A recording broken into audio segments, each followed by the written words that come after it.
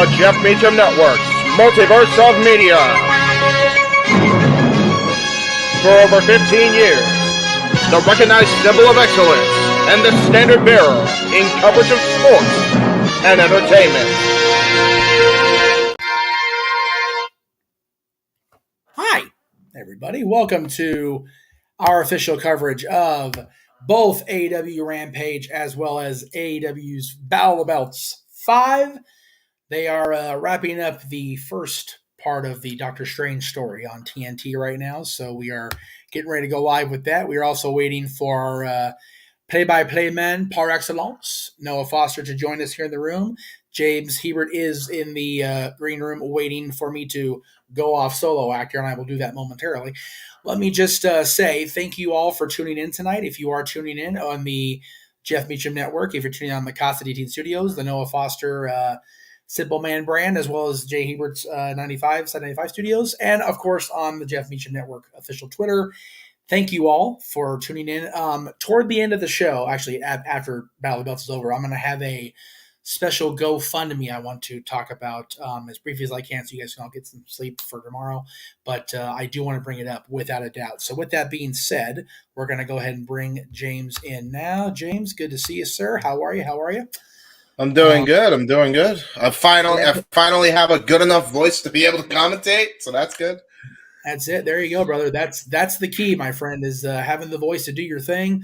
We are, again, awaiting the simple man himself, Noah Foster, and Rampage is going live. They are in Portland, Oregon, the former stomping grounds of our boss, Aaron Rith. There he is. There's Noah. What's up, brother? Good to see you. Good evening, everybody. It's Friday. You know what that means. AEW Rampage is live on TNT. And we got a double live feature for you tonight here, too, with AEW Rampage and Battle of the Belts 5. Championships galore on the line as well. And I'm here and happy to be here with all of you. I am the Simon Noah Foster, along with the man on the marquee, Jeff Mother Effin Meacham, along with Jay Hebert, 95, James Hebert, as we're kicking things off with tag team matches, the Blackpool Combat Club's Jon Moxley and Bryan Danielson take on Top Flight from the Veterans Coliseum in Portland, Oregon. Gentlemen, are you ready to go tonight? I am ready to go, but I do have one more thing. I thought he was making his lawn entrance. If you saw some action go on, Noah, I'm a little bit behind you, I think. No problem, man. As Bryan Danielson just got hung up on the barricade by Top Flight. All right, yes. So yeah, hold off on that because I'm not there yet. I'll pause it if you can. I'll say this while we're waiting for Danielson on my screen to get hung up on the top rope. And Jeff, you could stop me if I'm out of line, but this probably makes a lot of sense with what I'm saying. And I just saw him get hung up on the barricade now. All right. All right, we're in the ring, and Aubrey rings the bell, and this match is underway. As far as Vince McMahon, unless it's super chatted, hold off until open mic night because we're not going to bring. Oh yeah, open mic night. The main event will be Vince McMahon and the new developments. That will be the main event. Just stay tuned on that. And meanwhile, John Moxley, been palm striped by Darius Martin here. Meanwhile, starting the clothesline. Beautiful drop kick. Aubrey Everett's our official here for our opening contest in this double feature. There's the cover. Kick out at one. And damn it, Aubrey Everett, for costing Double J the tag team titles the other night. That'll be a wrong that is righted tonight. All right, Jeff. First off, you're out of line here, and you're definitely wrong. That was a completely fair decision. They were out of line with all the Top Flight shenanigans we saw, and Jeff Jarrett does not need to be AEW Tag Team Champion tonight. Beautiful with a top rope move by Dante Martin. Well, no, he doesn't need the horseman. He doesn't need anything. The cover. Kick out one. He did a helo, man. Nice Irish whip, by the way. Darius Martin trying to go for a roll-up here. That's Dante Martin, by the way. That's Dante Martin, by the way. Botch. We'll hear from the House of Black Men have women's tag team action to follow it, too. Oh, what a kick to the spine. We also have Preston Vance in action since joining Los Ingobernables faction, and Darby Allin defends the TNT Championship in open challenge against the OGK and the Kingdom's Mike Bennett. That's all to come here tonight on AEW Rampage. Against Darby. That's going to be awesome. Yeah, no kidding. Darby Allin, of course. I'm just glad the TNT Open Challenge is back. Yeah, right? Exactly. It makes me believe that, again, the TNT Championship might finally have a rightful holder for the long haul. And meanwhile, Bryan Danielson is going to town on Dante Martin in the corner with these kicks as the yes chants rain out of Portland, Oregon. Irish whip into the corner now. Danielson with a drop kick, running drop kick right into the face of Dante Martin. We've seen Dante Martin perform inhuman things and had great single affairs against the likes of Jon Moxley and Rey Fenix most recently, while his brother has been out with injury. As we've seen lately, though, since coming back from injury, Top Flight has had a wild run of momentum in some great matches, particularly against the Blackpool Combat Club, but also they recently got a win over OGK at Ring of Honor. And keep in mind, tonight is going to be a double live event tonight. Nice Hurricane Rana, but Dante Martin rolls through Will Ospreay style and a leapfrog into a front missile drop kick, tag into Darius. And you notice the audience with the audible action there, some boos raining out. Meanwhile, top rope missile drop kick, hip up. Jon Moxley in the ring now. We recently saw Darius Martin go one-on-one with Jon Moxley here. Super chat from our buddy Big G watching Rampage tonight. We appreciate that, G. And G has said he will be part of the discussion on Saturday. Looking forward to it, G. And good to hear you, Big G. Always wish you the best. Always glad to know that you're happy to be here. Jon Moxley looking for something here. Meanwhile, Top Flight trying to look for Whoa. That's the thing. He was looking for the X-Plex, and Dante Martin was able to be saved by his brother Darius, and now both teams at a stalemate here, right in the center of the ring. Jon Moxley looks like he's ready to go, and here we go. And we got a standoff here. We got a brawl. Aubrey has lost all control. Go figure. They call we have open mic night, but I think tonight's an open fight night. Over the top rope goes Dante Martin. And Bryan Danielson sends Darius to the other side of the ring to the outside. And this is where Jon Moxley particularly thrives.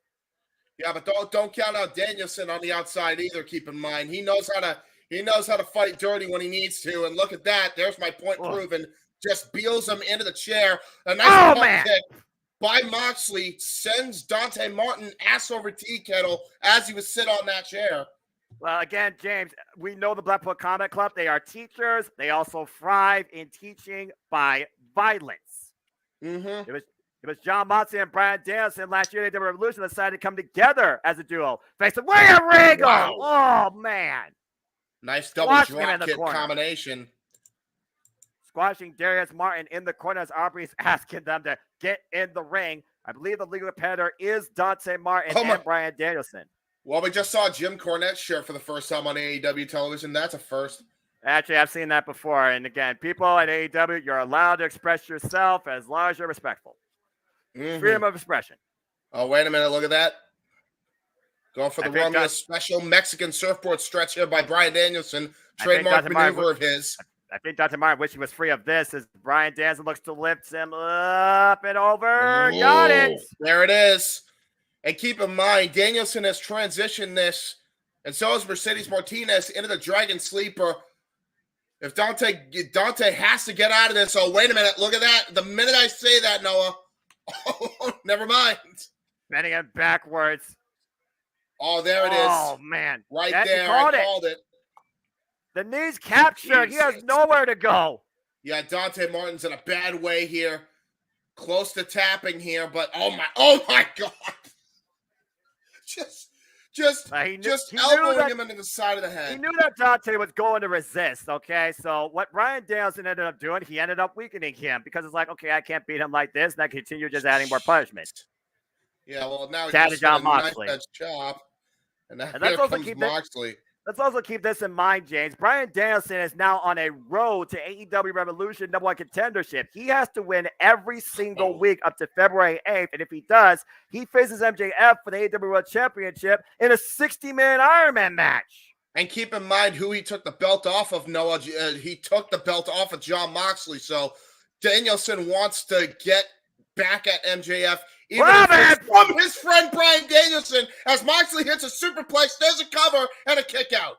But look at the transition, immediately going for the arm bar. Looking to snap the arm, shades of what Zack Sabre Jr. did to Ren Narita at Wrestle Kingdom, but Dante Martin locking the wrist to add to Bryan Danielson. Yeah, these guys are a tremendous tag team. We saw the first tag team, and look at that, just stomped on the hand. We saw the first tag team match that these two have ever had together, Noah. I'm talking about Danielson and Moxley. And we have seen how brutal they can be as an effective tag team duo. Not just as singles competitors, but they're phenomenal as a duo. They're hybrid athletes as far as I'm concerned. While Dante Martin has definitely been much impressive as a singles competitor, I feel Dante Martin at his foundation is better as a tag team specialist. But right now, he needs to make a tag to his brother as we are on Restaurant Quality, picture-in-picture. And with that being said, as I look at the chat briefly, great to see you all here. Like, subscribe, comment, tell a friend. We are here with you tonight for AEW Rampage and Battle Belts 5. Double feature live back-to-back here tonight on the Jet Visionary Multiverse Mia. Live watch Lawns 2023. For those that tune in to the Wrestle Kingdom 1, we thank all of you personally. Big G, Raymond, Nathan Banks, good to see y'all here. And Big G, Brian never left Blackpool Combat Club because Blackpool Combat Club is a foundation. Oh man! Speaking of foundation, John Moxley. Cover 2. No. Yeah, I think Dante Martin almost lost his foundation after getting a freaking stump driver Terry Funk style onto the canvas. And meanwhile, John Moxley transitions into the half crab, wrenching back Dante Martin's legs and hooking the arm in the process. Look at this. Body manipulation at its finest. I thought Marina Shafir was greedy. And Tony Dark. Fujiwara, dude. Fujiwara, and he's pulling all the way back on that shoulder. That is not how you bend an arm. Juji Katami, you would think, of a different sort. And Tony Dark Nightmares as we return back to television. I don't know if that's going to be the case, but if nothing else, Top Flight stock is going to rise facing Blackpool Combat Club. Tad to Brian Danielson. RYN, good to see you again, too, my friend. Good to see you, man. Now, Darius Martin with the bird. Yeah, Darius Martin, what the hell are you doing? Flipping off Moxley behind his back. Well, I mean, again, if you're going to try and play Blackpool Combat Club's game, you got to demonstrate the same. Oh, man! Tried to go for a KO kick, and they collided shins, and a tag into Darius Martin finally. That could definitely be a knee buster, to say the least. Yeah, look at Darius Martin right now, exchanging hands with Brian Danielson and John Moxley, chopping both men. I'll tell you exactly what it is in Noah, a trust buster. Good point. I'm pretty sure that Top Flight's profit is higher right now than Ari Davari dividends. I am so far for February. So much great talent, including Trish Stratus. Can't wait to meet her. Have a great time, Big G. Again, man, you get all the sorts of big stars out there, those celeb fans. Trish is the best, G. You guys know I met her. She's wonderful. So good on you, G. Well, again, Darius, Big G, he's got the good stuff going on, man. And Darius just got a palm strike right to the face. But look at Darius Martin, James. He is not going down. He's asking for more. Yeah, Darius has been prove something. Yeah, Darius is out to prove something. So is Dante, quite frankly. Both brothers are. Oh my God.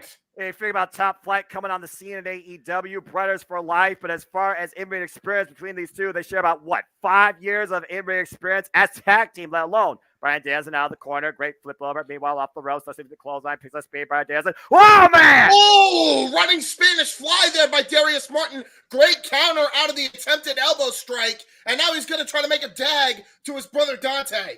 And Dante is ready, but here comes John Moxley first.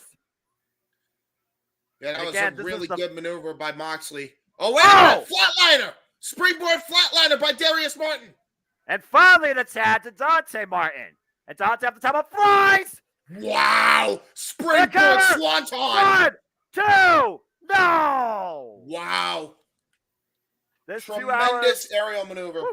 This 2-hour special just kicking off. We're already kicking off in top gear with Top Flight. I like that. John Moxley up, standing switch, waist lock, standing switch. Meanwhile, you gotta be kidding me. Oh my God! Oh my God! What a counter! What a brilliant counter by the Martin brothers. Tornado DDT, half and half. Ooh! Gets counter by Dante too. No! Wow! Constant offense being shown by Top Flight here. Dante to the top rope. What a frog splash! Cover! Wait a minute, reversal! Wow, that was just brilliant counter wrestling. Right into a reverse Kimura lock, into the anvil and elbows here. Trying to knock Dante Martin unconscious. Shades of the likes of what happened to Tony Nese against Brian Danielson this past Wednesday on Dynamite. Look for the clothesline. Dante Martin touching the knee. Meanwhile, takeover. Oh, the roll up. One, place cross, two. Ooh. And John Moxley breaks free. Oh, man! There's the King Kong Lariat. King Kong Bundy Lariat! No! Wow! Now, that was a message. That was a message directly to Heyman and Page, James. Yeah, it was.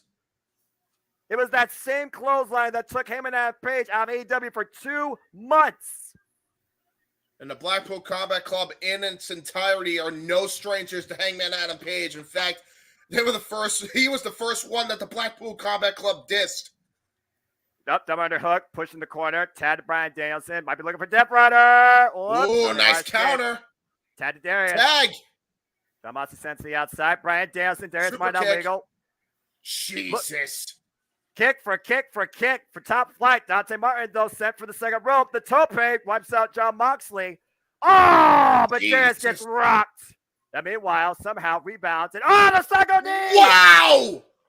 The cover for Darius at 1, 2, and Dante breaks it up.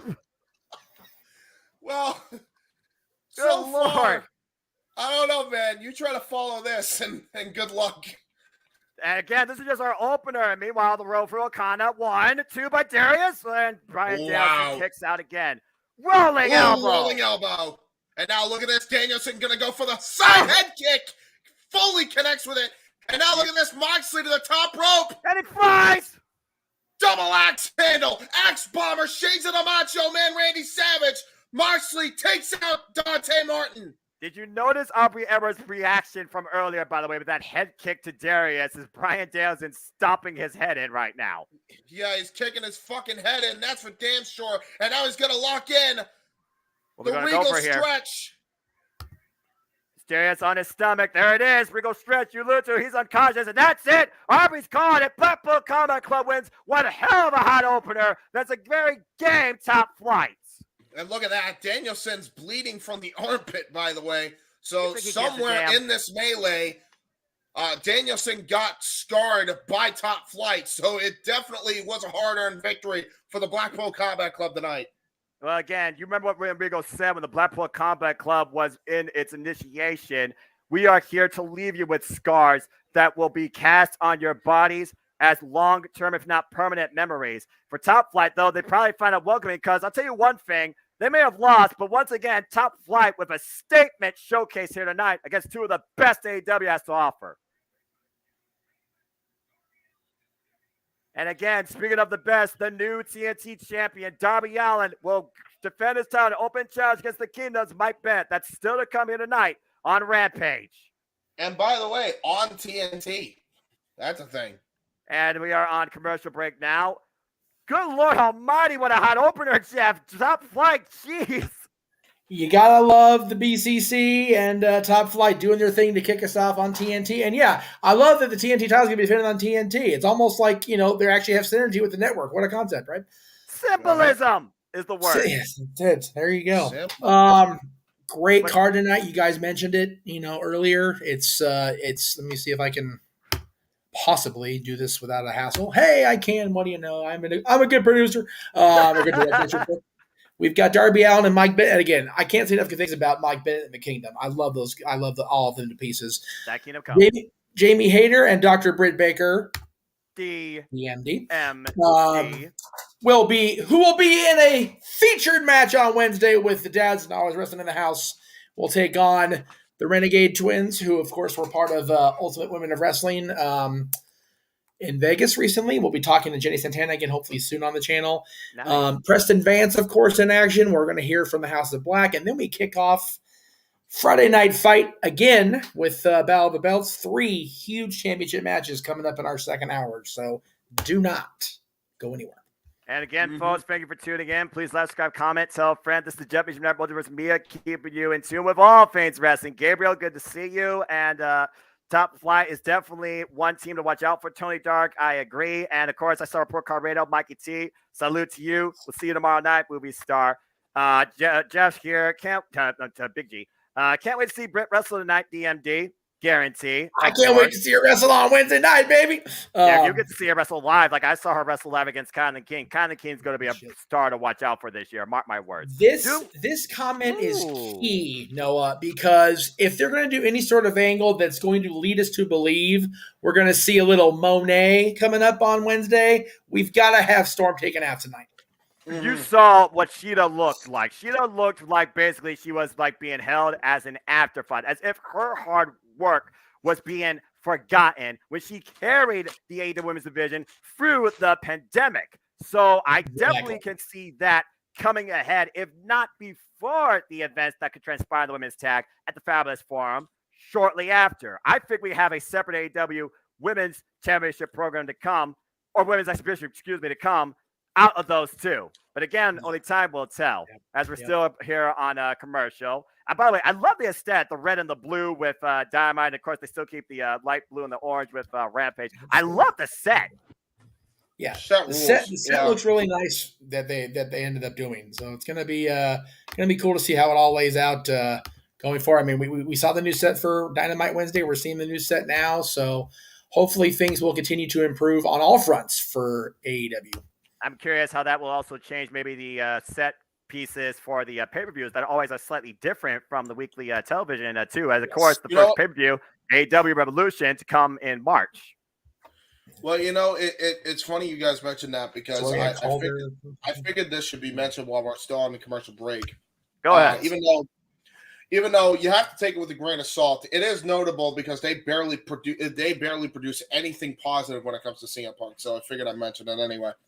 Yeah. Things in AEW have heated up regarding the Dax Harwood podcast and CM Punk seemingly pushing that he does want to come back and do business. In theory, Punk should be okay by April or May after his tricep surgery. This would also time FTR's contract expires. So there is that. Speaking of who's okay, let's see if Heyman's okay to compete next week.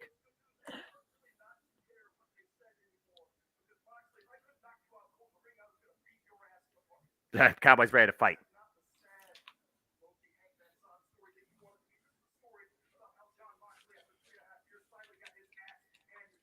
Huh.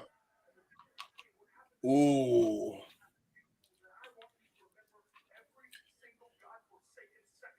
Damn. Okay.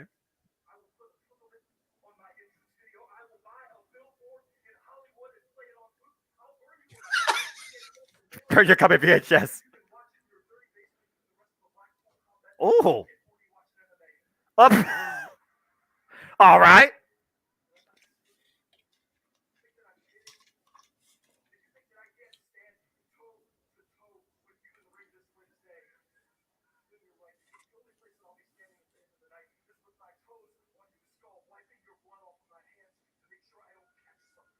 Ooh. There you go, Jim. It's official. You got him and that favorite John Moxley at the Forum. Hell yes. Oh, hang on. We got to put this out there. Hold that thought, James, because the doctor will see you now. Time for women's tag team action with the Pillar and the Killer. I see. Great ovation for Dr. Britt Baker, DMD, with a new Titantron, it seems. Well, they're definitely using a lot of these LEDs. You got to have the presentation. At least it's not giant CGI graphics that no one can see unless you purchase a $300 VR headset that overcasts your TV screen.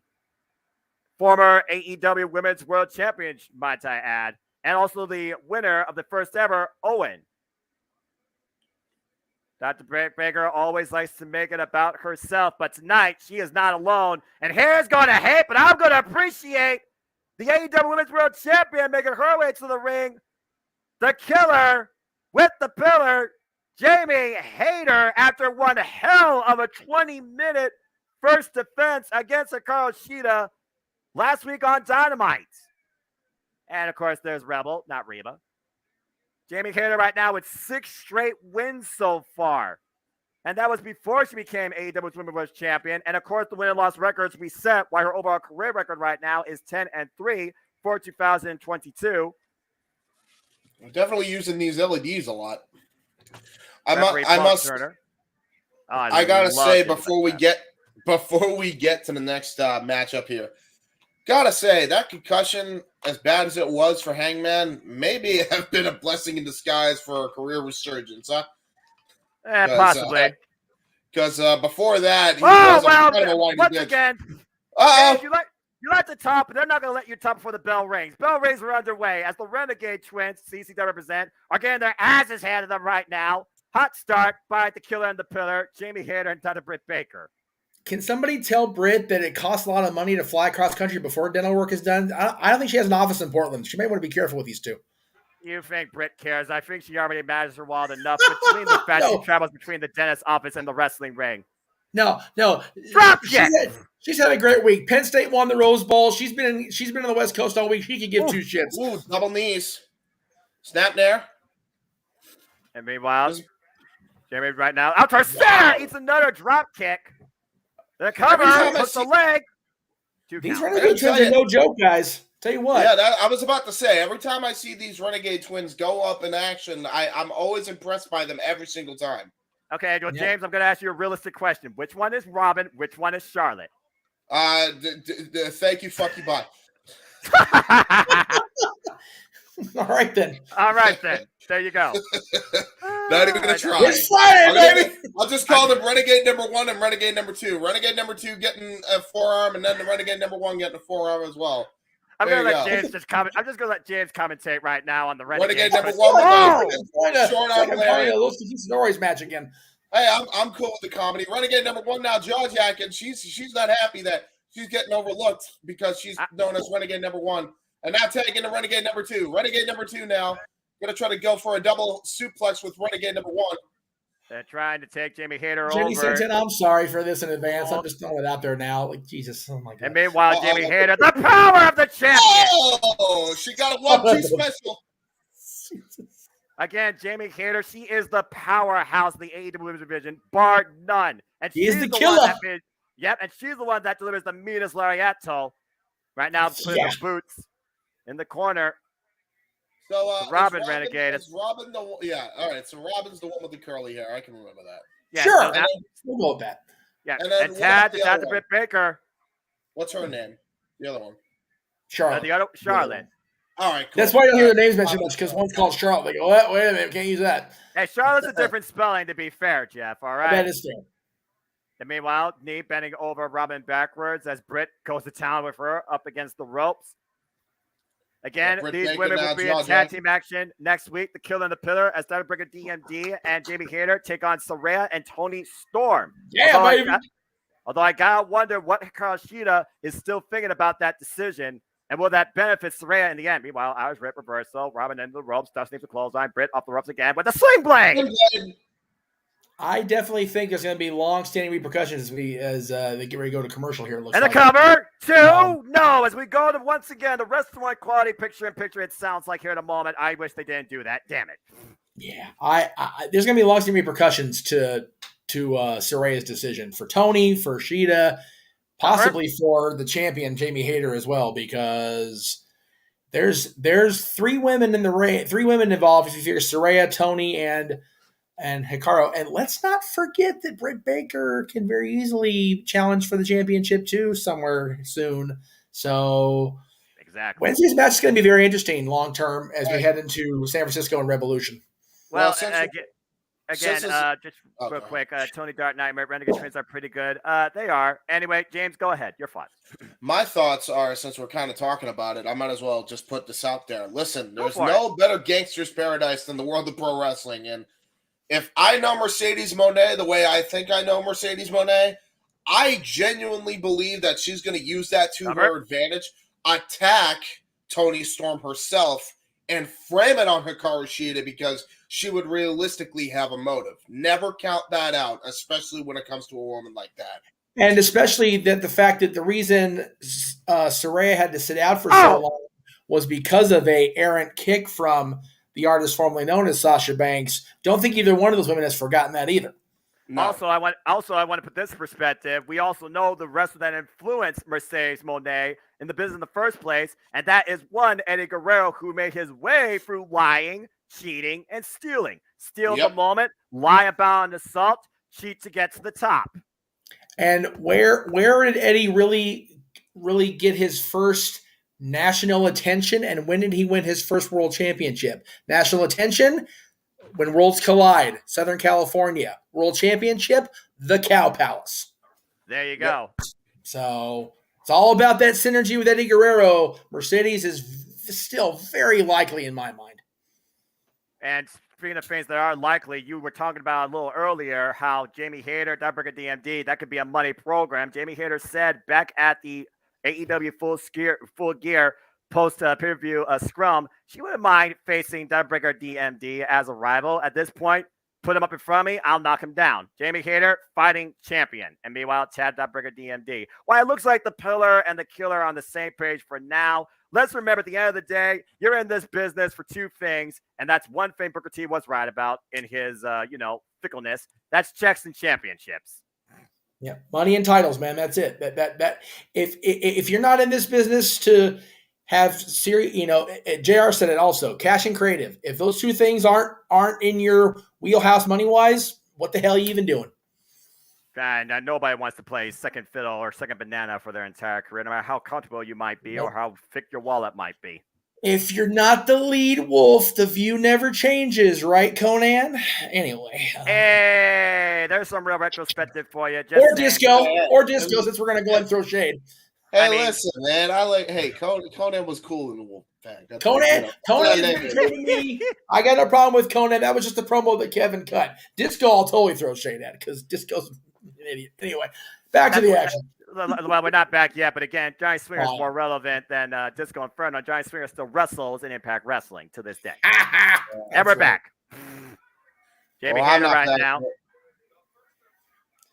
First of 2 hours right now, as my timer is at 30 minutes and 16 seconds for Battle of the Belts 5 that will go live at 11 p.m. Standard Time here on TNT.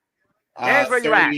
10, 39, 38, 37. Okay, we're perfect. That's all right. We'll up here next full commercial. Yeah, we're perfect now. We're good. Again, the commercials are always going to be the commercials. And meanwhile, picking the ankle. Looking for Daniel. And it's Curry. Britt Baker tags in, though. Up, and there is the tag in the Charlotte Renegade. Here we go. Charlotte Renegade with the hot tag right now. Falls up with the short-range clothesline to Tiebreaker DMD. Meanwhile, Jamie Hayter comes in. Caught with a flapjack. And right now, look at the Renegade twins here. Spinebuster! Charlotte's they're coming your way in February, Dayton, Ohio. Again, I'm seriously tempted. But again, it comes down to the budget and if I can get work off. Just like with the business, money and miles. Benjamin suplex cover to High Bridge. Whoa! That was close. That was very really close. There. That was very close on the former world champion. Great execution by Charlotte Renegade on the fisherman suplex, too. And now they're just trading strikes here, both women here. Ohio represent, by the way, the Renegade twins, of course, stomping grounds from Ohio, while they have worked out of the factory in the Florida area. Inaugural tag team champions for Capital Championship Wrestling. Meanwhile, nice butterfly suplex 2, takeover. Did a corkscrew neckbreaker Michinoku driver. That's new. Yeah. That was unique. Yeah, it was different. Meanwhile, this is not unique. Oh, that's just painful. Backbreaker. Yeah, that's just an Irish Curse backbreaker. That hurt. And meanwhile, Charlotte right now on an island of her own between the Pillar and the Killer, fighting back for everything she's worth to stay in this match. Caught by Britt. Meanwhile, Jesus Christ! Contact from the front and the back, up on the shoulders, and AEW World Champion. Yeah, oh my God! Fireman's Kiriushi Goroshi running lariat, and now gonna go for the curve stomp. Planted. It's done. Tandem offense by the Killer, and the Pillar gets the 3-9 AEW Rampage. Yeah, you could have counted to 100 after that double discus elbow strike from the ripcord position. Hey, doctor. We see you now. Yeah, hey, doctor. Doctor, I think you broke teeth. Can you fix them? Right, yeah. Giving yourself the business, Britt. We love you for it. I think that's the idea. I break your teeth, and then I fix them. Because there you go. She didn't have to. Tony's got you covered, and so do I. She didn't have to check the Renegade's mouth tonight. But in the meantime, Jamie Hayter, Tiebreaker DMD, rolling strong ahead of the Fabulous Forum next week, Wednesday. I'll tell you what, they ever do a mixed tag team thing on AEW? Freaking Hangman Page and Jamie Hayter got a hell of a lariat combination they can run the gauntlet with. Oh, here we go. I would love to see an impromptu, just mixed tag team challenge in AEW. Uh-oh. House of Black.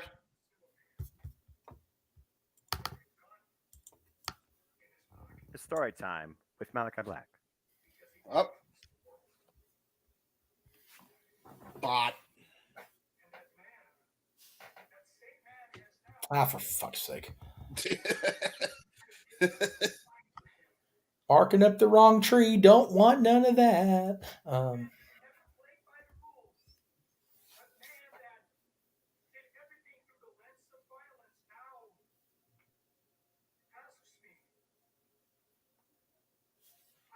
I'm glad that the company and Malachi worked things out and are playing nice again. I mean, I think they always did, though. I think people just took that story and kind of ran with it and didn't actually. Are you telling me internet journalists took things a little bit too far based on lack of knowledge? You're bullshitting me, James. Hey, fucking exactly. That's what the fuck I'm saying. Can we talk about journalistic immaturity after this story? Yes, I agree. You're no fun.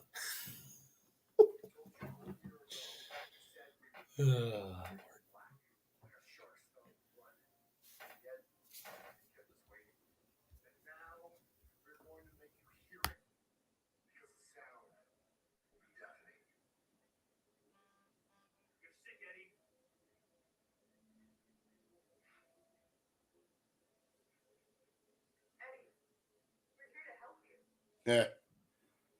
They're doing this whole thing. They don't have any idea. Santana's probably on his way back in like 2 weeks' time. There's some psychological warfare, to say the least. And meanwhile, as we go back inside the arena, time to see what Preston Vance, the newest member of the Faction Gobernables, is capable of. Yeah, now, I have this graphic for him, even though it says Preston Vance on the one underneath me here. Whoa. So I'm going with both, whatever works. Well, I mean, he is a dangerous dog, no doubt about it. Yep. Being accompanied by Jose the Assistant, Pero Peligroso, wrestling his first singles match as a member of the Faction Gobernables. I thought that said Dero Peligroso because it looks like a fucking D. Yeah, this is why you don't use this font. Yeah. I've never been a fan of this font that they use for the descriptions on Rampage. The Rampage font, I'm fine with the logo for it, but the fucking but the font in the middle there that says his name is man, the P's are all awful. Fucked up, dude. Well, Bell Reigns are underway with this, I guess you could say, unique exhibition that goes beyond the font. We'll see what sort of foundation Preston brings in the middle of the ring. Who the fuck is this jabron? Apparently, an 11-year veteran off the Pacific coast named Sonico. Yeah, and he's about to be 11 years old. Oh, jeez. Fucking spine buster from hell. I wonder if Rick Knox is getting paid by the second here. Hopefully he is. Well, right now, Preston's saying up yours as he mocks them, saying, "Oh, that was a perfect 10. I know what I am." And there's the full Nelson that you alluded to. It's quick work here. Oh, wait, what? This gets clothesline! Yeah. Brody Lee! Holy Christ. 1, 2, 3. You count to a million. Brody Lee. Yeah, thank you for coming, Nacho Libre. Nacho! And he's ripping the mask off him. Oh, that's shitty. Oh, well, so much for Nacho Libre. 11-year veteran just lost his gimmick. Okay, bye. That is a disrespect to Lucha Libre right there. And people are not a fan of this shit. I'll tell you that. And Preston definitely garnering the heat tonight from the crowd. Who the hell's rocking a WCW 2000 Thunder shirt in 2022? Hey, you know what? You just go in your closet and pick whatever you wear next. Yeah, you know what? That's fair. That's why I picked this shirt. That's you know what? If you've been a fan that long, you gotta show. Oh, I thought last night it was they were just going to a clip. Well, as they're dragging, what in the world? Hey, this is the recruiting idea. They take the mask away from them, and then they just, they drag them to join Los Ingobernables, Well, oh, jeez. As we move on from there, Renee Paquette was backstage with Darby Allin after his TNT Championship win last Wednesday, when he was confronted by the Kingdom. The Kingdom, yeah. Man, I don't like that. Let Darby happy. Hey. It's Maria and her analysis. You stop. Nope. I said, God, that you son. Took you a second there. It'll take me a second, but I know a dirty joke right. here. It's Friday, baby. We lit tonight. I ain't no fighting. That's a different kind of F word, if you know what I mean. Yeah. That's all right. Next hour is zero fucks givens hour. I don't care tonight. Whatever. Knucklemania and shit. We on the road. We on the road to Mania, and I'm here for all of it. I don't care. Whatever works. All I know is while she's on screen still, I know they're cutting the promo. People are watching. That's cool. I just want to give props to Renee for the Rachel Ray show appearance and showing us how to cook a proper pot of chili. So good on her for that, because if anything people in Ohio know, it's that chili. Am I right, Noah? You're damn right. That's right, baby. And just hours after surviving a war with Samoa Joe, Darby Allin will defend the TNT Championship against the Kingdoms Mike Bennett, and that is up next. We gotta hear Mark Henry. That's not the main event. Well, no, but not only that, then that's the first of 4 title matches in this 2-hour block, because then we got 3 straight matches after that are for championships, Noah. Exactly, as Battle of the Belts 5 comes our way. Also live next here on TNT, where the AEW Tag Team Championship, the TBS Championship, and the AEW Atlantic Championship will be defended, as we're once again back on a commercial. So, House of Black, Malachi Black, spinning a tale of a man he once knew called Eddie Kingston and what he's become, looking to cure him. Now, whether or not he's going to do that on his own or with some helping hands, maybe beyond his group, maybe Ortiz, that remains to be seen. But again, the psychological warfare heavily in play here. And Eddie Kingston is a guy that doesn't give a crap about any of the spooky nonsense, shenanigans, the tales that you spin against me. He just wants to straight up fight. I'm curious what Eddie Kingston's rebuttal is going to be. Malachi, I have one request. If you're going to start the curing or the purification of Eddie Kingston, please let it start at the forum. Please let that be a thing.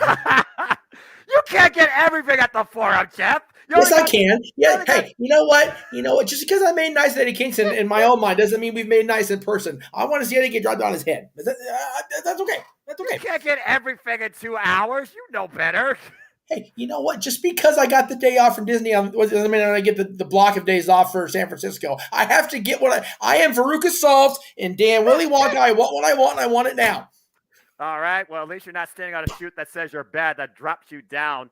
But anyway, let's see here. Tony says, I hope they get the trios belts eventually. I'm not gonna lie. They were my first shot towards that. But it's one of those fans where I look at the House of Black. It's like you look at something you want to see push forward the industry. You don't necessarily need to see them have the straps. Right now, Malachi Black is back with the House of Black, and they're pushing forward the group. And I like seeing that, including Julia Hart. They've been getting exhibitions now on Dark and Dark Elevation. They got a storyline going, at least for Malachi Black for the time being, on Dynamite, going across Rampage. This is good stuff. I'm still waiting for Butcher the Blade the Bunny to feud with this faction, because I think that'll be awesome from both a physical and cinematic standpoint, especially since Allie's been lately acting for Lifetime movies. Congrats to her, but I digress. By the shirt. Well, while there's actually a commercial, I should get a drink. I'll be back. Yeah, fair enough. So, Sonico got squashed in less than 2 minutes. You called it. As we figured. The fact that it was Preston Vance in action is like, oh, that's a squash. But hear the way Preston's carrying himself now with this newfound, release from the Dark Order, unmasked and still using the Brody Lee discus clothesline, when Brody was the guy that brought him into that faction in the first place, and still selling marketing what the fans once know him for. He's going all the right way right now as a heel when it comes to heat. He is doing exactly what he needs to do. He's using Brody's move, which is going to cause shit. He's doing the right things. 100% doing the right things. That bar none. Hey. And of course, talk about Brody Lee. Brody Lee, a former TNT champion. Now we have Darby Allin, once again, a 2-time TNT champion, bringing back the idea of open challenge after Mike Bennett ran down his resume and confronted him backstage after Wednesday night Dynamite. So we'll see that here shortly. And I'm curious if Darby Allin can surpass his previous run of 9 successful defenses. There you go. As I'm back. Here you go, James. You got your Mark Henry. All right. I just got back, so. Okay, so we're about the same. I'm on 1731, 1730, 1729, 1728, 1727. 26, 25, and we're perfect. Look at Darby Allin. He's so composed. All right, let's hear from these two. Boston Strong Style. I like the shirt from Bennett there. Straight out Boston. I'm not happy with Boston. They beat the Kings last night. It was a pretty ugly third period. I'm sorry. They're the best team in the league. We're not gonna. At least we kept it competitive until we stuck our foot in our ass. It is what it is. Oh, okay. Well, at least that's fair. Yeah, the first two periods of play were awesome. Then the puck dropped in the third period. Love the Iron Maiden vibe on Matt Taven's shirt, by the way. Hell yeah, dude. That's great. I love it. By the way, funny story. I actually know Mike Bennett's sister because she works at my community college as a freaking teacher. Nice. Yeah, I almost met him, but I just missed him before I could freaking actually say hi. Oh, bummer. Yeah, I've had the chance to meet all three of the Kingdom members. They're cool people when they. And speaking of cool, coming up, like I said, guys, we're not done after Rampage is over. We're going to go into a trios, a triple threat of championship action, man. We've got the World Tag Team Championships. Again, a rematch from Wednesday. We got the TBS Championship, and we got the All Out Championship, and then Wednesday night, baby. Yep, as they ran down the card, again, the Acclaim will defend the AEW no holds barred against Jeff Jarrett and Jay Lethal. Jay Carly defends her streak at the TBS Championship against up-and-comer Sky Blue. And the AEW Atlantic Championship, freshly squeezed Orange Cassidy defends against Kip Sabian. Well, we'll see if we indeed embrace the change. And next week, Wednesday night on Wednesday Night Dynamite from the Forum, it's John Moxley versus Heyman and Page. He is clear, but can he hang? We'll also hear from the Jericho Appreciation Society following Chris Jericho's loss after Bigger Stars. Dynamite Breaker, DMD, and Jamie Hayter and tag team match against Soraya and Tony Storm. Brian Diaz takes on Konosuke Takeshita on his road to being a double contender for MJF's AEW World Championship. And Big Bill Lee Moriarty of the Firm will take on the team of Jungle Boy Jack Perry and Hook. And also the final game of the Best of 7 series, Death Triangle versus the Elite, Escalera de la Muerte to determine the AEW World Trios Championships. But right now, coming up next, Darby Allin from the town. He had his first Wednesday match ever in, defends the TNT Championship against the Kingdom's Mike Bennett. Well, get Excalibur. I love the fact the Kingdom has their old theme. That is so damn cool. I'm sorry. I'm just seeing purple trim on Maria Kanellis, and I can't concentrate. Don't mind me. I'm sorry. You said something, Jeff. I wasn't listening. X-Ring of Honor. I can't hear. I could have said something way worse. X-Ring of Honor and friggin' Impact and Tag Team Champions here. Mike Bennett is now taking his chance to become TNT champion. And might I add, this is Mike Bennett's first title match in AEW. And here comes the current TNT Mike Bennett over there, like, I can't hear you, honey. I'm not wearing pants. Winning it life, brother. He's winning it life. Yeah, if he doesn't win tonight, he still is a winner when it comes to after the bell rings. And you know what? Let's not forget, he was a heartbeat away from being the NWA World Heavyweight Champion during the Primetime Live era against Nick Aldis, man. He got this close. So he did. Darby Allin steal my rope gimmick for the day. Darby Allin. Is he doing the Sith thing? That's what he's doing, right? Yeah. No. His is brown, so it's clearly a Jedi robe. I think it's more than that, Jeff. I think at the end of the day, Darby Allin feels some sort of completion once again being the TNT champion. You got to remember, when he lost that title to Miro, he made a promise to himself. No other effing title matters. I will once again become a TNT champion. And after all the obstacles and all the headaches Darby Allin has faced, including but not limited to Matt Hardy, Andrade El Idolo, The Firm, All Ego Ethan Page, among so many others. Brody King, by the way, who he had a hand in helping be a part of AEW. Darby Allin is once again the TNT champion. I just want to point out as well that if you guys think that this has a certain time limit for TV time remaining, don't be so sure that both programs coming up, both AEW programs, Rampage and Battle of the Belts. So this very well could go into Battle of the Belts. Do not count Mike Bennett out. He is known for these types of situations. And even still, we got a good 13, 14 minutes left on this show anyway, so, you know. Yeah.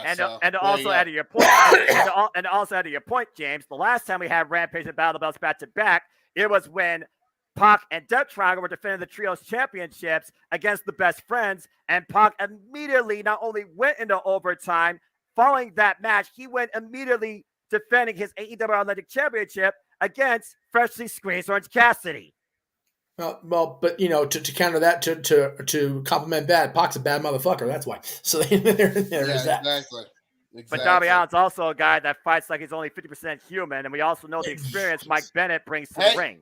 Hey, you know something? Kenny Omega could have that same thing happen, though. Kenny Omega could be a double champ. Well, to be fair, yeah, again, like you said, Kenny Omega became the IWGP United States Champion, being Will Ospreay, and what some are already calling a match of the year, to say the least. And we just started. Follow that. That's your benchmark right now. Follow that. That's your seriously. This week alone is going to have everybody at their heads be like, "Nah, we got to follow this." God damn you! By the way, since we're just doing wrist lock counters right now between the two guys, how do we do on the call? How did Noah do on the call? How did I do producing for the first time? I loved it. I loved every bit of it. I came on and told you guys, I called it 4:20, which shows you how late it was for me. But it was wonderful. I went back and watched it. JJ went back and watched it. You guys came off wonderfully. By the way, JJ will not be able to be here. It looks like there's an hour wait at the dinner table at the place they're going to eat for my niece's birthday, and then they're doing Almighty presents and stuff at the house. So if he makes it, it'll be a very tight squeeze. So you guys are on the call, at least for the moment. As if he happens to get home for Jade's match, then that's. If JJ can't do it, I'll make him proud. Don't worry.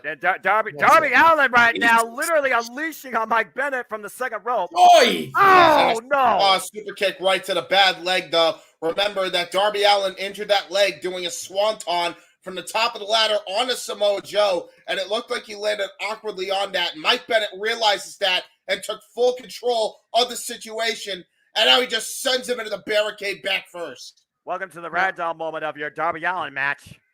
And keep in mind, guys, no, this wasn't taped Wednesday night like Rampage usually is, but it's still live. It's only been 2 days since that war with Samoa Joe. He's got to be hurting. Yeah, there's no way he's coming in this thing 100%. But like I said, are you ever? Oh my gosh, 100% in this industry after your first match, let alone Darby Allin's with how long he's been literally punishing himself. And look at that. Keep in mind, 2 straight pump kicks here. Oh. Tried to go for the well too many times, though, and now it looks like Mike Bennett may have injured his own damn leg. A victim of your own hubris. Yeah, exactly. With the assist, by the way. Oh, man! Oh, nice rebound elbow strike. Assist, by the way, by the trend, Matt Taven, the other half of OGK, former Impact Tag Team Champions. There's a drop kick by Darby Allin. Oh, you don't want to be in this position on the outside with Darby. It got back! Boom! Oh! Matt Taven takes the bullet. Yeah. Anyway, you were saying, Jeff. Sorry. I forget now, honestly. It's okay. Discus elbow strike. Well, again, the match is going. And meanwhile, look at this. Oh, man! Jesus Christ. Good Lord. Our main event will continue. Rest one quiet. Picture after that move from the apron to the floor. Russian leg sweep. Jesus. Yeah. That was a brutal freaking maneuver there. Yeah, he springboarded over the top rope, landed on the apron, hooked Darby out, and took both of them to the floor with the Russian leg sweep. I'm not sure who got the worst of that. Well, definitely it looks like it's Darby for right now. Take a look at the replay, James. Holy shit. Both men equal impact. That was brilliant forward thinking, though, by Mike Bennett. That's the thing about the Kingdom, man. The Boston boys know how to go into forward-thinking mode. You got to. Well, again, they are former Ring of Honor and Impact Wrestling Tag Team. Let's keep in mind, this is the same team that beat the Motor City Machine Guns at Battle for Glory for the Impact World Tag Team Championships. Yep. Yeah, and you mentioned that as well, Noah. I got to also point this out as well. As Darby just gets the divorce court straight to the arm. Now he's targeting 2 body parts. Hammerlock DDT. We're talking about Triple Crown Tag Team Champions. You forget the Ring of Honor 6-man as well. Yep. With, of course, I believe it's TK O'Ryan. TK O'Ryan and Vinny Marcellia. I think there was 2 iterations where they won the tag belts like that. Well, that's because the Kingdom has had, a different inceptions of members. But, yes, you are correct. In fact, the Kingdom were the first Ring of Honor 6-man tag team champions. And Darby Allin hung up to dry across the top rope.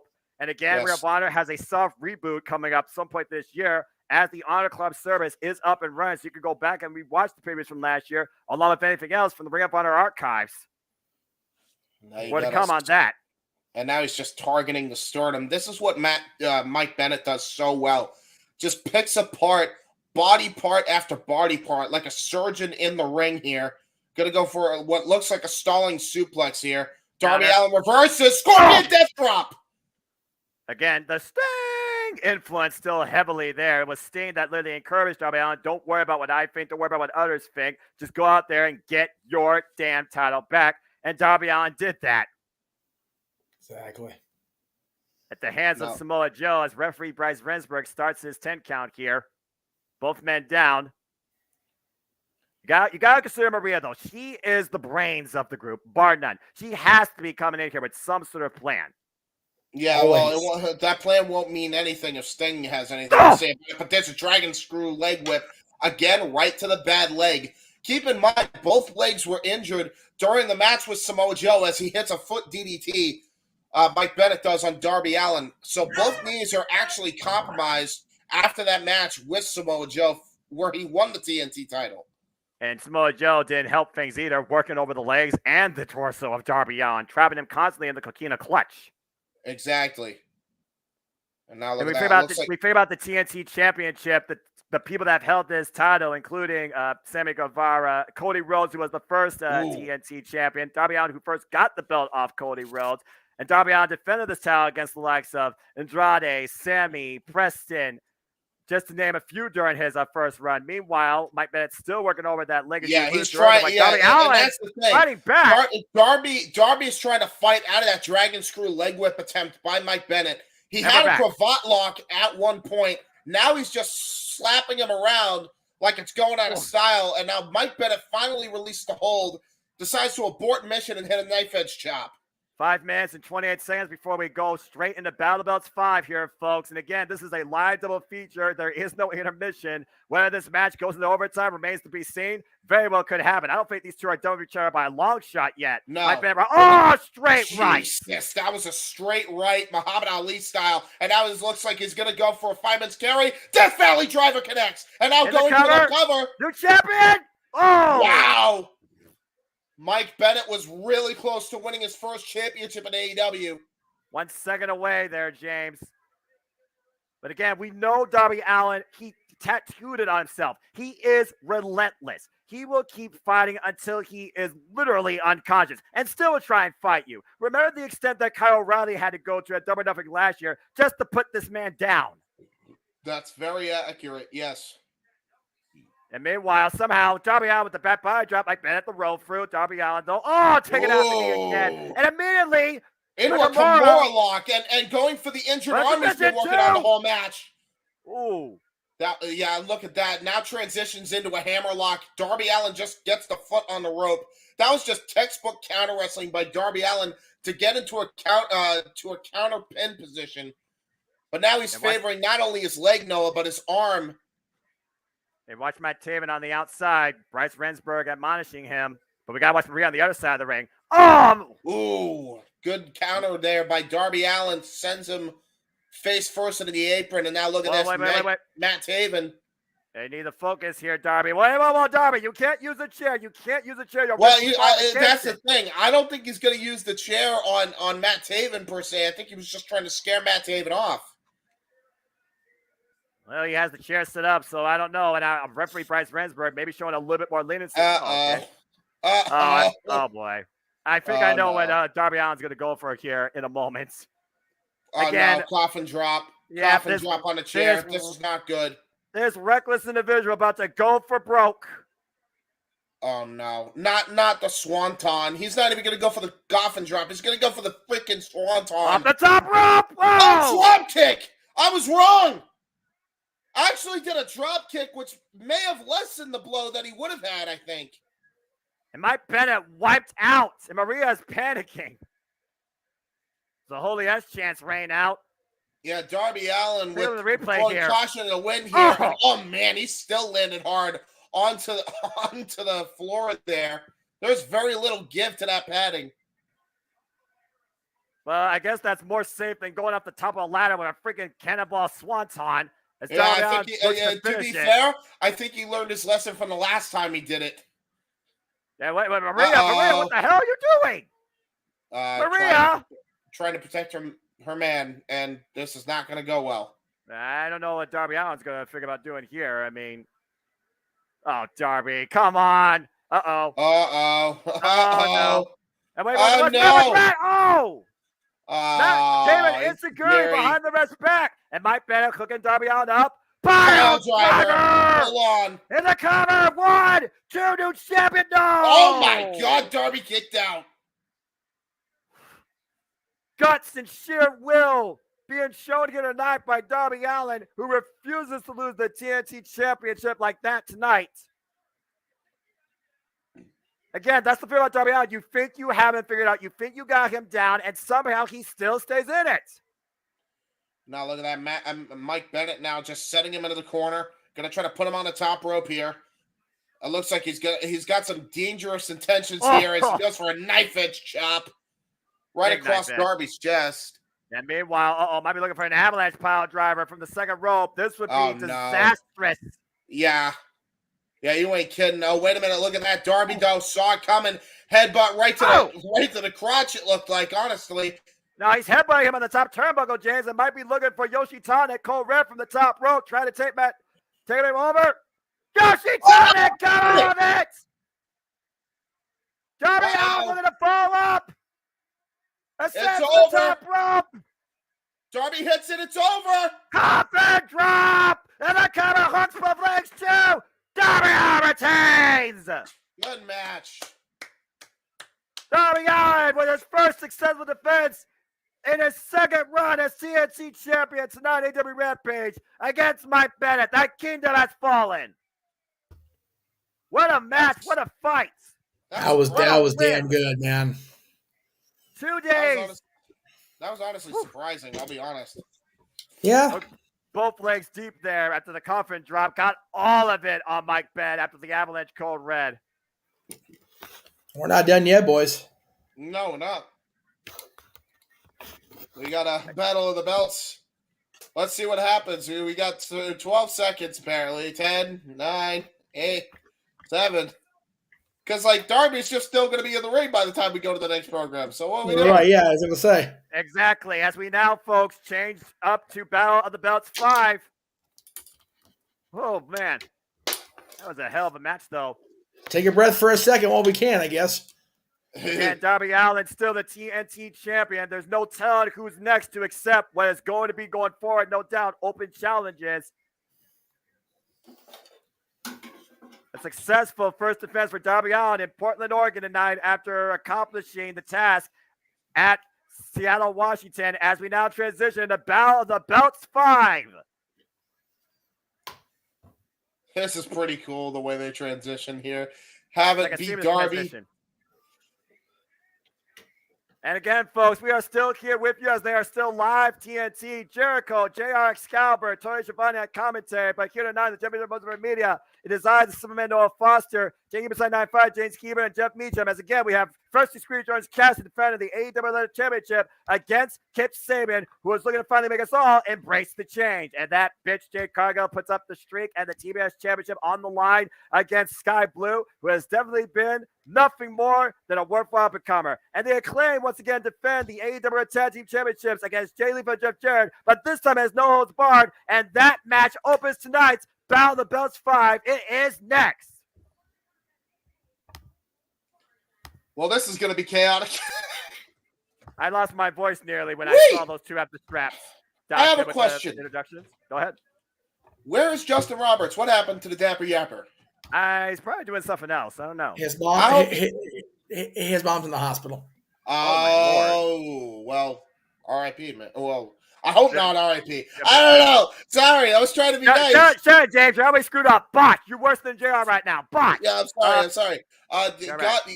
God help both of them, and I hope she makes it out. There we go. That's what I meant to say. I'm sorry.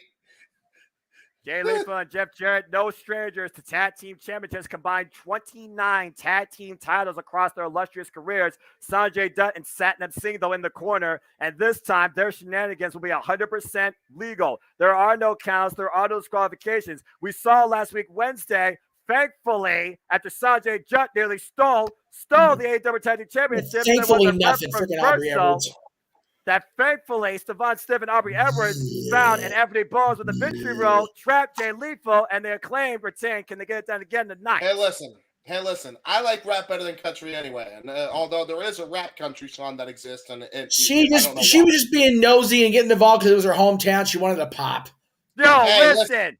This isn't about country. This is about professional wrestling. But the Acclaim have entered the building, and that's not to bring us a mic drop. Hold on. We gotta listen. I'm listening. Oh God. Oh no. Barf. Oh no.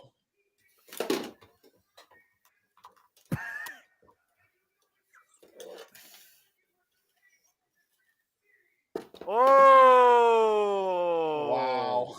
Get fucked! Wow! Yeah! Wow, dude! I love the clip. Max Caster, man. You gotta. And it just got weird. You damn right. And I love it. You finally give up on the other camera, Jeff. Oh, no. Man, here we go. You sure? I don't think Jeff Jarrett appreciated that opening line by Max Caster. Well, would you? It's talking about his family. Come on now. He's terrible. I mean, he did say other thing, too. And, I mean, was he wrong? Let's be honest here. Yes. Damn it. I feel like Jeff Meacham is going to have more to say about Jeff Jarrett than I'm going to in this match. Meanwhile, Jay Lethal trapping Anthony Bowens on the ramp. Figure four leg lock. Oh, no. Figure four, no. Hey. It's no holds barred. It does not mean false count anywhere. The decision has to happen inside the ring.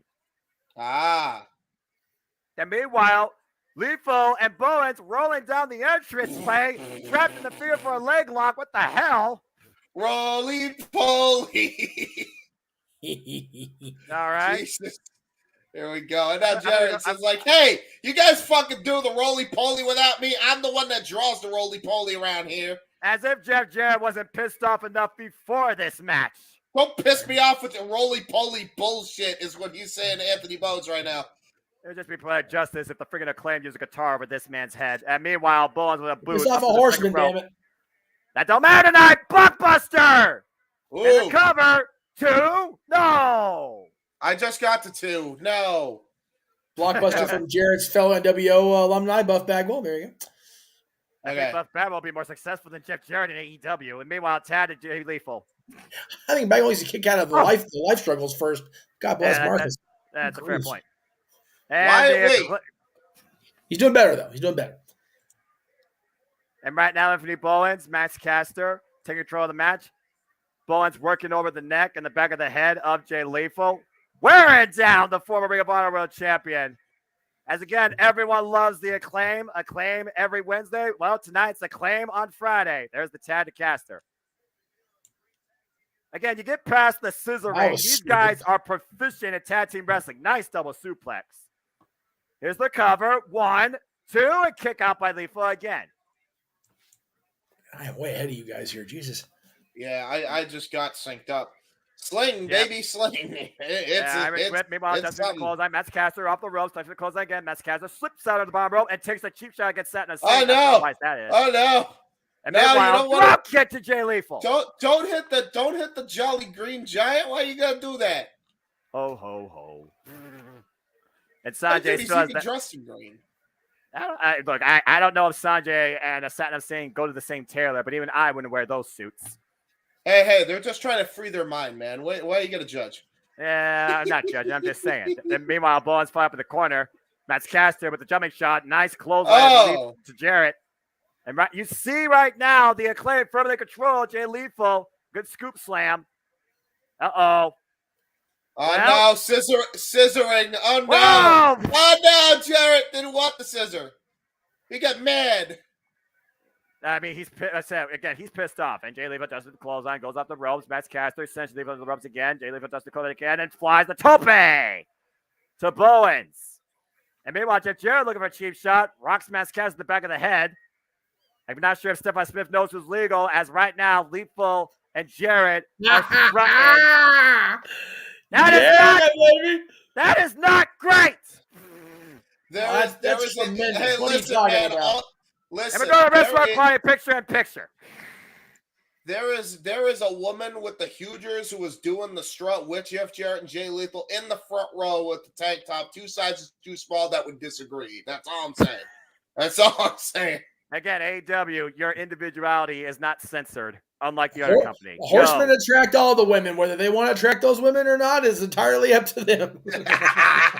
and yet one of these men literally married the definition of a Karen. That meanwhile, it just occurred to me. We got 4 horsemen and we got Fortune in the ring. And there's a neck breaker. And a cover by Lethal. 1, 2. Damn it, James, you fucking idiot!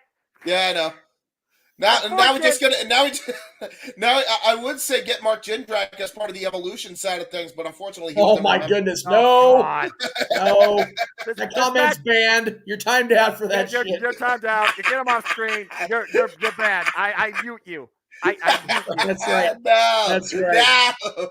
The friggin' weird chokehold right now. Red soap by Jay Lethal on Buzz in the middle of the ring. Hey, listen! If Jay Lethal hits the chin lock 3 times, he's goated.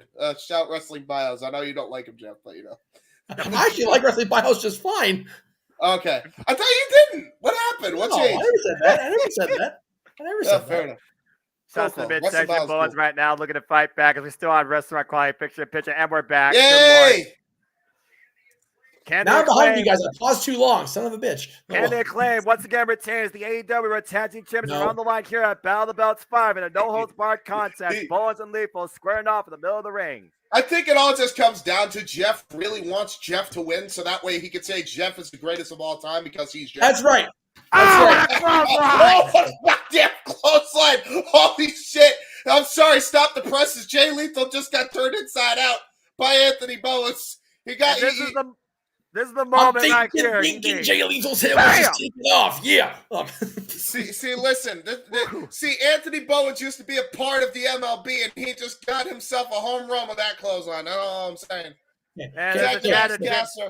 Tad to Jeff Jarrett, Tad to Max Caster right now. What up, King? Stay tuned, folks, for the first episode of the AEW Review Impromptu with me, King, and Eric discussing this first week in all things wrestling on my YouTube channel. Nice fresh kick. Ooh.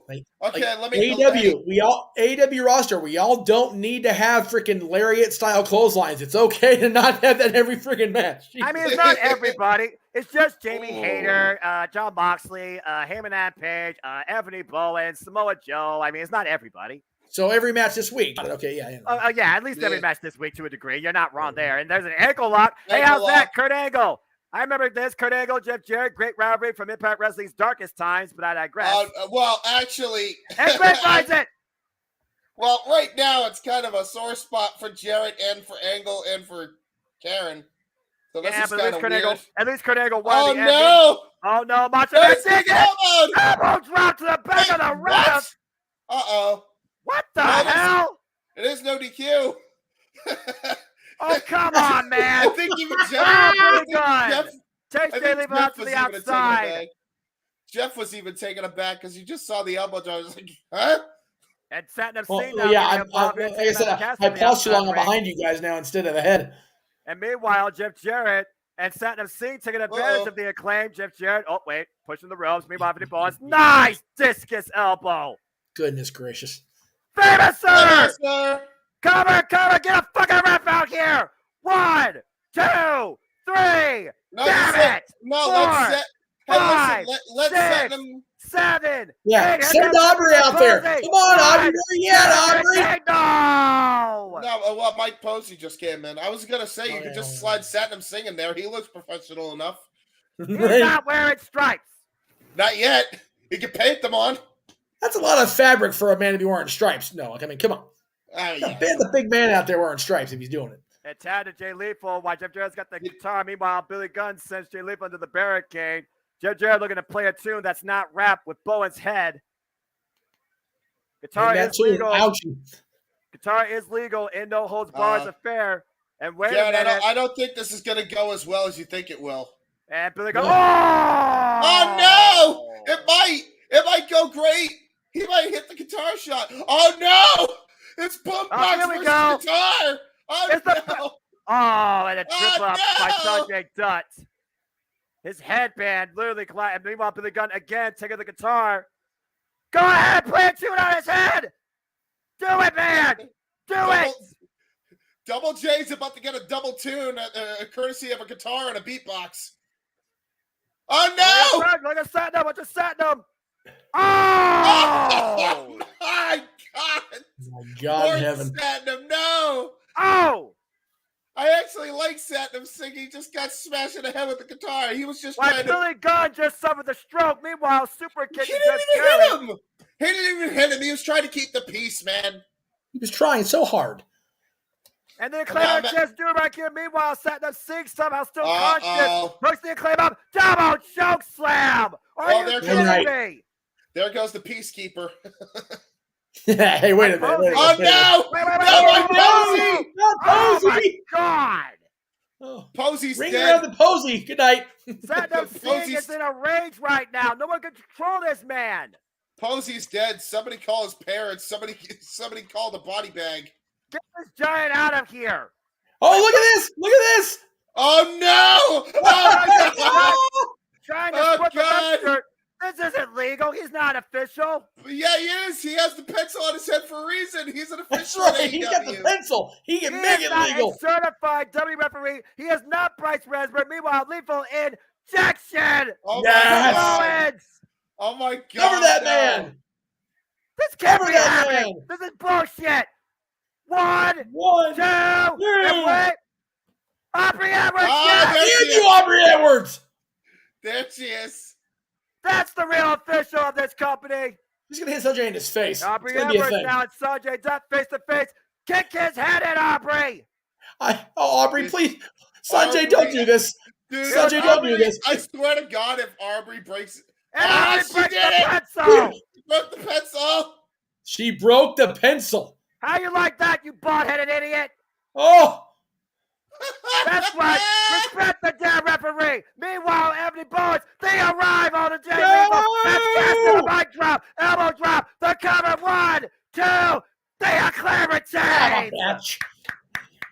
Justice served once again, thanks to Aubrey Edwards. Yeah, exactly. Thanks to Aubrey Edwards, sticking her nose in where it doesn't belong. I think she stuck her nose in exactly where it belonged. You're damn right. The certified official, after 2 officials taken out at the hands of the stupid shenanigans, obviously played by Sanjay Dutt, became the undoing of Jeff Jarrett and Jay Lethal. Isn't that great? Finally, it's official. Mrs. Ass is a thing. It's Aubrey Edwards. Yay! And we the marriage. Still have the Acclaim as AEW World Tag Team Champions. Congratulations. And thank you, Aubrey Edwards. Man. Brap, brap. And go buy yourself a new Dixon Tie Conqueror number 2, Sanjay Dutt. You got enough money out to lose this purse. You had everything. You had everything. And it got weird with all 4 of them. Yay! What a great night. What a scissoring. What a win. Aubrey Edwards, you're not my cruise buddy no more.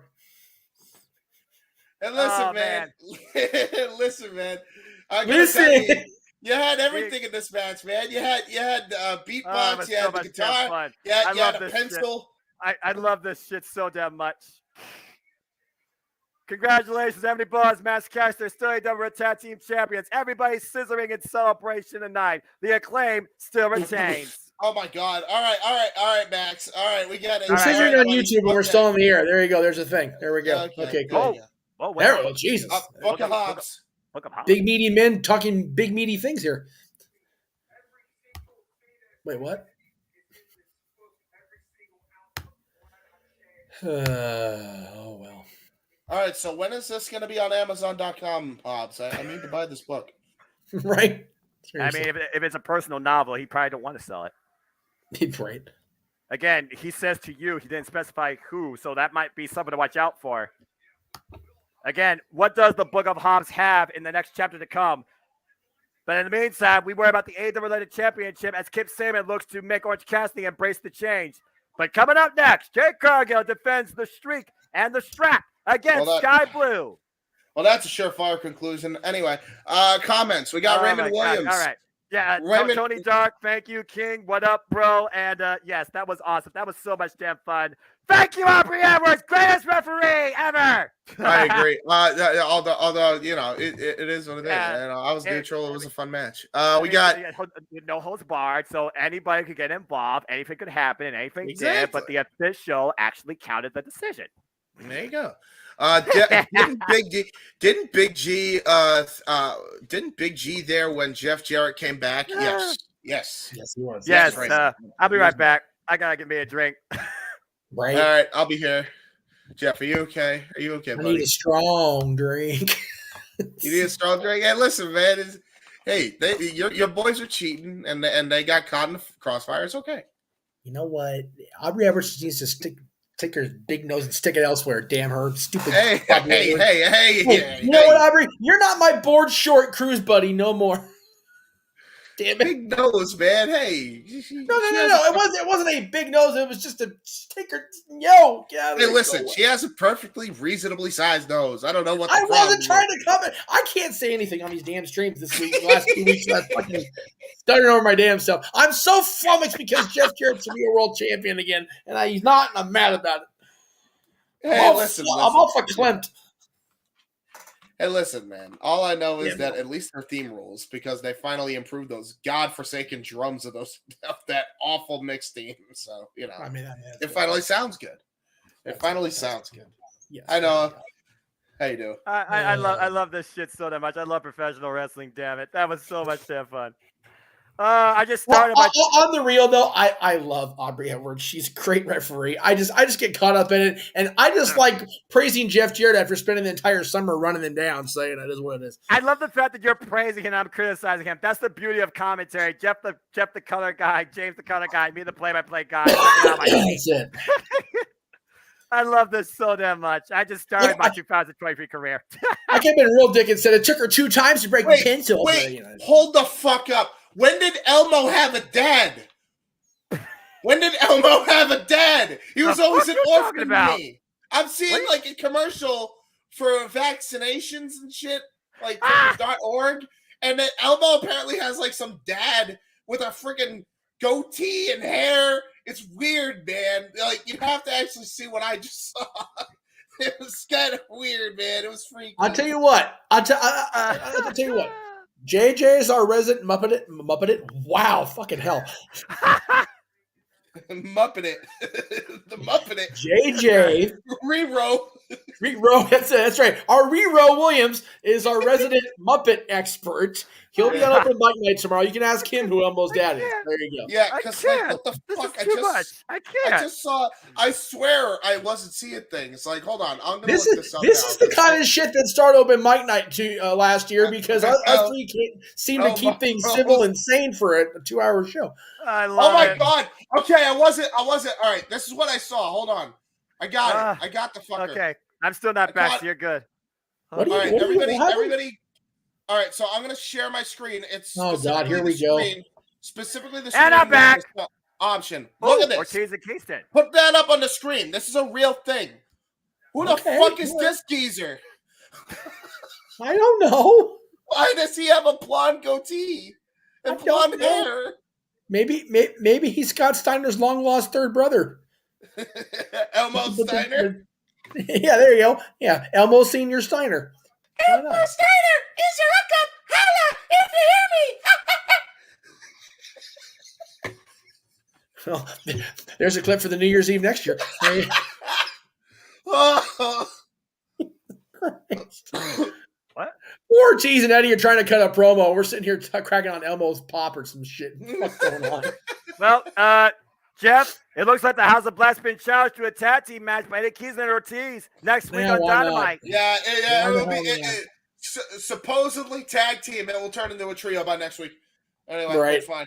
All right, time for that bitch. I don't mean Sky Blue. I'm talking about this bitch. I like Sky Blue. Sky Blue making her 2023 singles debut since coming on scene at AEW. Aubrey Edwards, our official here. Yay. And Sky Blue. I'm trying to beat Cora Jade so they can battle NXT's ratings. Apples to oranges. Sky Blue coming out of. Hey, listen. I love Sky Blue. I'm just saying, Jeff. That's like comparing apples to peaches. Okay. She got the rump. I'm just gonna sit this one out. Speaking of bodies, I'm just here we go. One out, not commentate. Y'all can take it from here with the women. Y'all can take it from here. No, I'm good. No, go ahead. No, you're good. Jade Cargill, of course, entering her second year as the inaugural, might I add, TBS champion. Ever since the inception of this title, the TBS era of AEW, she has not only remained undefeated, she is still the one and only TBS champion. And here we are 1 year later to see if Sky Blue has what it takes to beat that bitch and break the streak. And I'm going to tell you right now, good luck even trying to get this championship offer. Yep. There's only one other champion in wrestling and the women's front that's, even in this category, and that's Camille. So, yeah. She's 1X as well, but she's also 1X for over 500 days, and I'm calling it right now. She's going to beat Jess's record. Can that be a thing for both, please? Oh, here we go. Jack at the side, bell ring, Sky Blue immediately following up with the attack. Meanwhile, looks for the Irish whip. Too powerful. Up and over. Well, Sky Blue has on her feet. Just keep in mind as we're calling this match, Noah, Battle of the Belts really started with a conglomeration of all the NWA territories converging on places like Championship Wrestling from Florida, where we saw the debut of the Big Gold Belt, the Battle of the Belts too. So, whoa. Still holding her on the power, as you were saying, Jeff. It wouldn't surprise me if we get a mutual competition. I'd love to see Camille and Jade hook it up and just decide who the best is for real. I would love to see that match. I've been wondering what if Jade Cargill and Camille. Jade Cargill checking her makeup, I guess. Layla Gray, the only baddie left under the employment of Jade Cargill by Sky Blue, is gesturing that I'm ready to be champion. And Sky Blue definitely has the potential, no doubt. Oh, she absolutely does. Absolutely does. Under the late coaching, as of late, of Maz Rain, the coach of the AEW Women's Division, since being part of the AEW environment, but also Sky Blue, about 5 years in the game, coming out of the Chicago area, and the only woman I know that actually kicks with Chuck Taylor's. Right. Hey, you know what, though? You talk about Madison Rain. How we'll get more of this after Battle of the Belts is over, because I do want to talk about what's coming up soon for us, but man, how excited are you to call what could be Mickie James's latest crowning achievement or the final rodeo, man? The last rodeo, man. It's going to be so awesome that week from tonight. After that retrospective video of that video was career, so good. That is the match I'm looking forward to. Yep. With the four-way network contenders match being the second, I'm most looking forward to. Oh, my! Seriously. That's hard to kill. The knockouts, as always, making us look forward to Impact Wrestling shows, man. And meanwhile, Sky Blue may be looking forward to a hospital bed. Yeah, we're hitting the ramp hard after that choke slam. Jade Cargill taking control as Aubrey Edwards checks on her. Yeah. Again, that ramp, no give. No, zero. And Sky Blue's not moving right now, and Jade Cargill will gladly take a count out. Well, hopefully there'll be enough give on the ramp on Wednesday that people want to, jump off into the crowd and bust their knees up like certain champions did last time. I wonder why you say that. I couldn't imagine. Aubrey Edwards slides back into the ring. Looks like we're take a look at the replay here, James. Yeah, man. Count out loss. Jesus. After all the stuff we've seen in sports this week and entertainment with people. Wait a second. Whoa, wait a minute. Red Velvet, former baddie, and might I add, the very first person in a rivalry in Jade Cargill's AEW career. Red Velvet has clearly made her intentions be known. She wants to be the one to become the TBS champion. Or does she want to maybe get some revenge? Maybe has this been some subtle envy and jealousy this whole time? Or maybe a little bit of A and B? And right now we're up to 8, according to Aubrey Edwards. And Sky Blue makes it back into the ring. Jade Cargill was counting her abs. Jade was pulling Tony Easter, counting her abs there for a second. I'm about to say, give you 8 reasons why she is the TBS champion. Yeah. And meanwhile, this match will continue. Restaurant Claudia, picture in picture. Don't go anywhere, folks. I was about to say she was counting her abs, and then she was holding a part of her body very suggestively. I'm just saying. You know. Well, I mean, earlier it's Friday night. We lit. Again, I'll keep it professional here. As I say earlier, it did seem like she almost tweaked her knee. You saw her immediately outside of the ring. Jade Cargill once again, though, reasserting her control. Hey, it's a battle of the belts and a battle of the bees. You know what I'm saying? Hey, all bees tonight, apparently. Good grief. So is it? Jesus Christ. We've lost all damn control here. It got all of it. Weird. I consider this a B+ show. How dare you? Oh, jumping elbow strike. Always plussing. That's what we're doing at Disney. We're always plussing things and making them better. So there you go. Yeah, there you go. Look at the segues. The trying to work. I love it. Stay tuned for Battle of the Belt 6. Anyway, go ahead. You two talk for a moment. Maybe a commercial break. Where's my tequila mix? Hey, no tequila and Jeff in the same shot. We learned that at the Kings game the other night. And meanwhile, Layla Gray and Sky Blue in the same shot. Layla Gray getting a cheap shot behind the ref's back for Jade Cargill. Why not? Hey, it's the baddie's got to look out for the boss. Again, King, I know we don't mean Sasha Banks. She's not the boss no more. She's the CEO. Well, it's like I told King, and he still refuses to believe it. Oh, nice snap suplex. The only real baddie, and meanwhile covered by Jade, and gets a 2 count on Sky Blue. Anyway, as you were saying, and yeah, Tony, you're right. Sky Blue was definitely seeing stars. Still might be, honestly. So is it still in the realm of possibility that they're actually holding off until Chris Statlander is ready to go?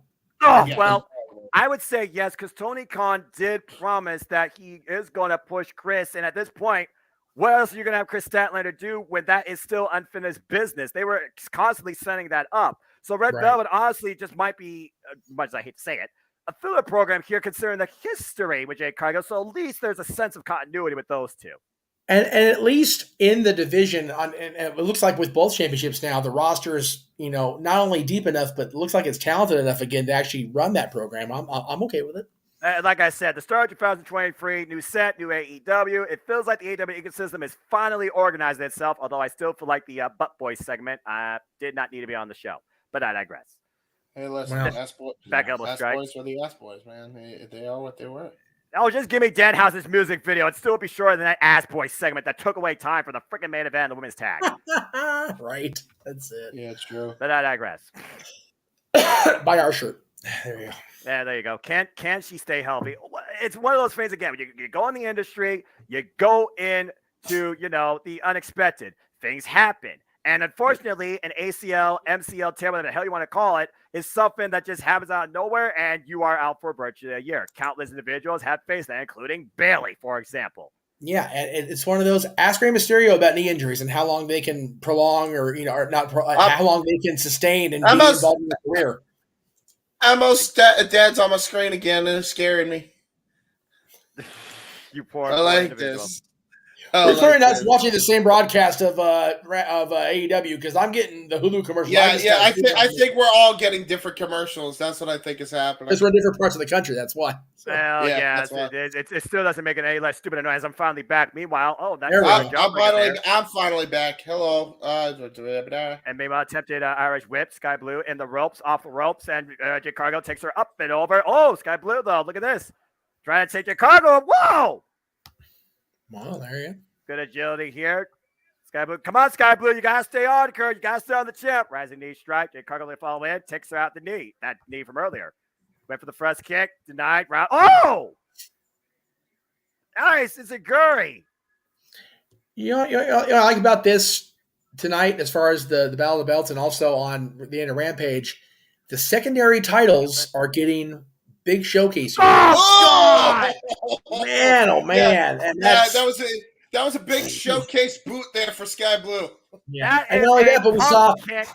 Eat your heart out, Ty Mello. My God. Right. And then we saw the women's world champion in a tag match. We were getting to be fair, I don't watch a whole lot of Rampage because I'm not home on Friday. I'm usually at work on Friday night. So this is cool to see this presentation for Rampage and Battle of the Belts. I'm happy to be part of it. There's a reason why I look forward to AEW Rampage every Friday night. Oh, here we go. There we go. And now look at that. Just Red Velvet slapped. Now I gotta just say this as wait a minute. Sky Blue gets hold that fuck. Sky Blue just got Jet. Wait a minute. Oh, no. 1, 2. Ooh. Oh, what a super kick. She got her flush, man. And Sky Blue going to follow up again. Trying for Whoa! Go Blue. Go Blue coming. 1, 2. Oh! Good red help blue here. We're about to find out. That was so damn close. Where's the Pokemon? Got to catch them all. Sky Blue got to keep digging deeper in the arsenal. Nearly catching Jay Cargill. Looking to follow in. Jay Cargill sends her up and over on the apron. Ooh. Watch the shot. Layla Gray. Oh, PK on the Layla Gray. It's Sagiri. The knee strike and the Inseguri by Sky Blue coming up and over the top rope. Papa Jet strike. Look at the power. Look at the power. Oh, wait a minute. Sky Blue transition. Are you kidding me? Jesus Are you fucking kidding me? 1, 2. That was incredible. Jade Cargill did about 4 different transitions to get her in position for the jaded finisher. I've never seen anything like that in my life. Man. 48-0, baby. And Jade Cargill, still your TBS champion. And JJ, yeah, she is still that bitch, man. I'm sorry you weren't here for it, brother. She's Did 2 you away. See the way she set up that Jaded. And keep in mind, and hey, you know what? To be fair, she's letting Red Velvet know Red Velvet's still number 1. So that was nice of her. That was good of her. She's 2 wins away from getting the 50 wins plaque as well. Don't forget Look at this transition though, James. Up on the shoulders and dropped her perfectly, hooked the arms, and Jaded played it face first in the mat. That was a hell of a pure, scary fucking power. I would love to know Beth Phoenix's thoughts on that, because that was a glam slam amplified by a minute. That was like if Brock Lesnar had the glam slam as his finisher. Like, right? For fucking real though. And meanwhile, we go backstage to W. Morrissey, Lee Moriarty, and Stokely Hathaway. Let's see what they got to say about Jungle Hook. I love that's a thing, Jungle Hook. That's tremendous. I think that's so damn cool. Hey, don't forget, you raggedy bitch. You raggedy bitch. That's true. Stokely tell you how he feels truly. You know what, though? I cracked on Morrissey and Enzo. I'm glad Morrissey's got a job, and I honestly wouldn't mind if somebody somewhere gave Enzo another chance. Agreed. Have you seen how he wrestles now in MLW? Holy shit. Oh, yeah. He is tremendously improved. It's actually scary. He's not even the same performer anymore. Well, the thing is, I don't think he was ever a bad wrestler. It's just his personality made me want to spit nails and then swallow him back whole. Well, you want to talk about clash of personalities? Preston Screams Orange Cassidy and Kip Sabian clash for the AEW Athletic Championship, and that is next as we go to commercial. And again, the championship that's considered for lack of a better term, a multi-continent championship is your main event. That's how it should be. I love that. That's great. Yeah, I noticed. Go ahead. I noticed that Tony really considers all matches to be GG. I noticed this. Yeah. What is the GG? Good game. Good game. Good Oh, game. good game. So when is it? Okay. So when is a match not good game? Like when are we gonna get that little thing there? You know. Ass boys. God. I love the Guns so much. I hate that. It's just terrible. They're such good kids, man. That's not wrong. Yes. Noah absolutely just. It's over for the. I know. Good night. It's over. Austin Colton. Sayonara, see you. No, just buried you 6 feet under. Okay, so I'll make sure I note to whoever reached out to AEW, don't book the ass boys. I'm not going to get any positive feedback for an interview. No ass boys. No ass boys. No ass boys. Daddy ass is okay, but no ass boys. The ass boys stinky. Ooh, oh my God. Just go watch Danhausen's music video. You got all you need to know. I would love to have Danhausen on this show, man. He was a fucking trip on the cruise. He was and he wasn't even wrestling. He was literally a party host guy. It was funnier than hell. Bro, I'm getting the weirdest commercials. Please tell me everybody else has seen this and I'm not the only one. No, we're still not seeing Elmo's daddy. God damn it, James, get over it. No. There's a thumb on the screen talking now. What? There's a thumb on the screen talking. I do believe that the programming director at James's region of the country is on something. Dude, they're trying to act like they're trying to put these ads up just knowing we're doing this live. Oh, and now the Elmo ads back up there. They're just trying to make it look like I'm on acid here. Are you watching on cable? Or are you watching on Hulu? How are you watching this? I'm watching this on Sling.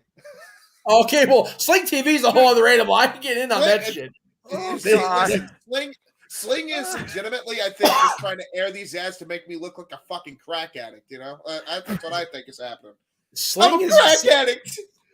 Sling is like how soon can we crack Jeff's color commentator before we completely loses his shit? Yeah, man. If James was sick before, he's definitely back to normal now. He's recovered. Well, yeah. I still have phlegm in my chest, but it's all coming out now. Finally, that's it. Hey, you know what? I was telling my dad the other day, I swear that whatever's selling in my chest is trying to be Samuel L. Jackson in that one movie. Taste the motherfucking rainbow. Because, yes. Yes, it was live. Rampage was live, and this is live too, baby. That's it. Yeah, we live. We lit. It's Friday night. It was a 2-hour special tonight, baby. And it's been off the walls, weird, fun, entertaining, engaging, and some damn good professional wrestling as we got one match left. Oh my gosh! Plus the obligatory promotional shills and a legitimate plea from a friend who has a GoFundMe going. I want to talk about that after we're done, obviously. Oh, all right. And again, Wednesday night, yes, Dynamite, the Fabulous Forum. Oh, we're doing a lot to look forward to, Jeff, and I'm sure Excalibur is going to do the rundown, and that means my voice is. We're doing Jeff Meacham Network production of this while you guys are actually there in the arena. And again, coming up live next week, Wednesday night, it will be John Multiverse, Rampage 1-on-1 for the Fabulous Forum in LA on AEW Dynamite Wednesday night, 8 p.m. Eastern Standard Time on TBS. We will also hear from the Jericho Appreciation Society regarding Chris Jericho, the absolute Ricky Starks. And I'm sure he's got a lot to say. And Tiebreaker DMD tags alongside the Women's World Champion Jimmy Hayter take on Saraya and Toni Storm in tag team action. Oh my gosh. And of course, Bryan Danielson starts his road to number one contendership against Konosuke Takeshita in a one-on-one exhibition. And also, Big Bill and Lee Moriarty representing the firm will take on the tag team of Jungle Boy Jack Perry and Hook. And in the main event, it's Game 7, Escalera de la Muerte for the AEW World Trios Championships as Death Triangle faces Kenny Omega and the Young Bucks, the Elite. Big Bill. And one week from tonight, it will be Eddie Kingston and Ortiz facing on the Kings of the Black Throne, Malachi Black and Brody King on AEW Rampage. Next week was that TNT. There you go. Oh, Ruby. And we got Ruby. Oh, wait a minute. And now we got Willow again. Oh, boy. Here we go. Oh, boy. Here we go. I sense big tag team street. Hey, Jay. Here we go. Again, friggin' Penelope Ford and the Bunny versus Ty J, one of my favorite. Oh, you guys are going to get to see these women do a street fight? Oh, you lucky bastards. I am here for it. Yeah. Hey, hold on. That might be on Rampage. You might not see it. Rampage is being taped on Wednesday. You mother. You got it. Street fight. On a JS and time out. Take out Ruby Star with a Nightingale next week, Friday night on AEW Rampage. From the Fabulous Forum in Inglewood, California. Thank you very much. Oh, wow. Let's fucking go, folks. But in the meantime, it's time for our main event of Battle of the Belts 5 as Kip Saban looks to make us all embrace the change and claim the AEW All-Atlantic Championship against freshly squeezed Orange Cassidy. Here we go. It's Ian Lancaster 2.0. Yeah, probably more successful. Just at least give me some fucking royalties, Tony. Christ. Come on. Fucking hell, Tony. Come on. 11-2 in his past 13 matches, coming in off a 2022 singles record of 8-2. Super bad girl. Got the money to spare. The Jaguars ain't going anywhere past next week anyhow. This really came ahead after freshly squeezed Orange Cassidy almost lost the AEW Championship against QT Marshall in a lumberjack match. And since then, we've seen this feud escalate to the likes that he was literally playing with the fact that Orange Cassidy defended the title against Trent Beretta. And then we saw Kip Sabian use his own version of the Orange Punch with the opposite arm. Will we see that here tonight? Wait, isn't this Kip Sabian's second time challenging for this belt? That is correct. All right, well, he's not winning. Go there. That's right. But again, to win, he has to overcome this man that has hung with the likes of Katsuyori Shibata and Will Ospreay, our current freshly squeezed AEW All-Atlantic champion, freshly squeezed Orange Cassidy, with Danhausen in the corner. And the only man. And only Dan Jericho Cruise that could put Jeff Meacham to bed. True story. No, I did, man. He was way longer than I was, and that was something to accomplish. So, well, we all seen how Danhausen has definitely been an influence in freshly squeezed Orange Cassidy's career, let alone his matches. I saw this man come live to AEW when Orange Cassidy took on Adam Cole in a friggin' lights out match back in Cleveland last year. Video or something here. Come on, Orange. Again, Orange Cassidy don't like carrying stuff. That's why he has the backpack. I'm still on record by saying freshly squeezed Orange Cassidy is the most unique champion in the entire wrestling industry that the wrestling industry has needed. Yeah. You know what? It's funny. I had a Noah Foster moment on the cruise when he and Jericho teamed up, and then in the main event of the last night of wrestling. I did not have any idea that his theme song before the one he uses now was the theme from Fight Club. Yep. I felt so out of pop culture touch because I'm having a legit argument in my buddy's living room, and he straight pulled up the credits for Fight Club. I went, oh.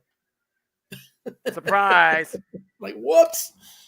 Because when him and Jericho teamed up, they played his song, and then they had the lyrics. You are beautiful, blended it, and then on the second verse they freaking went into the full Judas effect. It was awesome. Speaking of beautiful, that is a beautiful strap. The AEW all about the name, but the belt looks fucking beautiful, man. Yeah. The Rays were underway. Well, I'll be watching SmackDown in the morning, Ray. So no further spoilers. But thank you. Yeah, I'll watch it on YouTube when I have time. I told you about that in private message before, Ray. No spoilers. Damn it! Come on, Ray. This crowd is freshly. Oh, went for the orange punch immediately. Out of the gates, and Kip Sabian right now. Side headlock. Oh, you knew they would. You know they would go full tilt. Right again, I mean, Well, to be fair, Jeff, this is Orange Cassidy we're talking about. When does he ever go above 1.5? This is unlike. I'll be honest with you. If there was any time that Orange Cassidy was going to, it would be now. He's pissed off and mad. Yeah, and Kip Sabian clearly has explained that. Meanwhile, Kip Sabian down, up and over. Good agility there. Orange Cassidy up and over. Kip Sabian here. Great agility by Orange Cassidy by himself. Cazadora into an arm drag. Brilliant arm drag by Orange Cassidy. Ground and pound by Orange Cassidy. Yeah, just ground and pound is he going here.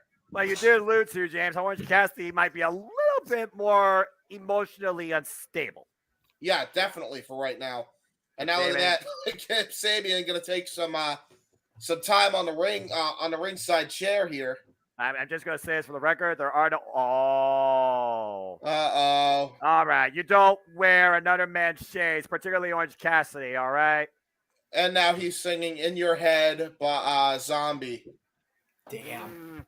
Zombie. A good song, though. Zombie. And to be fair, he is in Orange Cassidy's head. He's not wrong.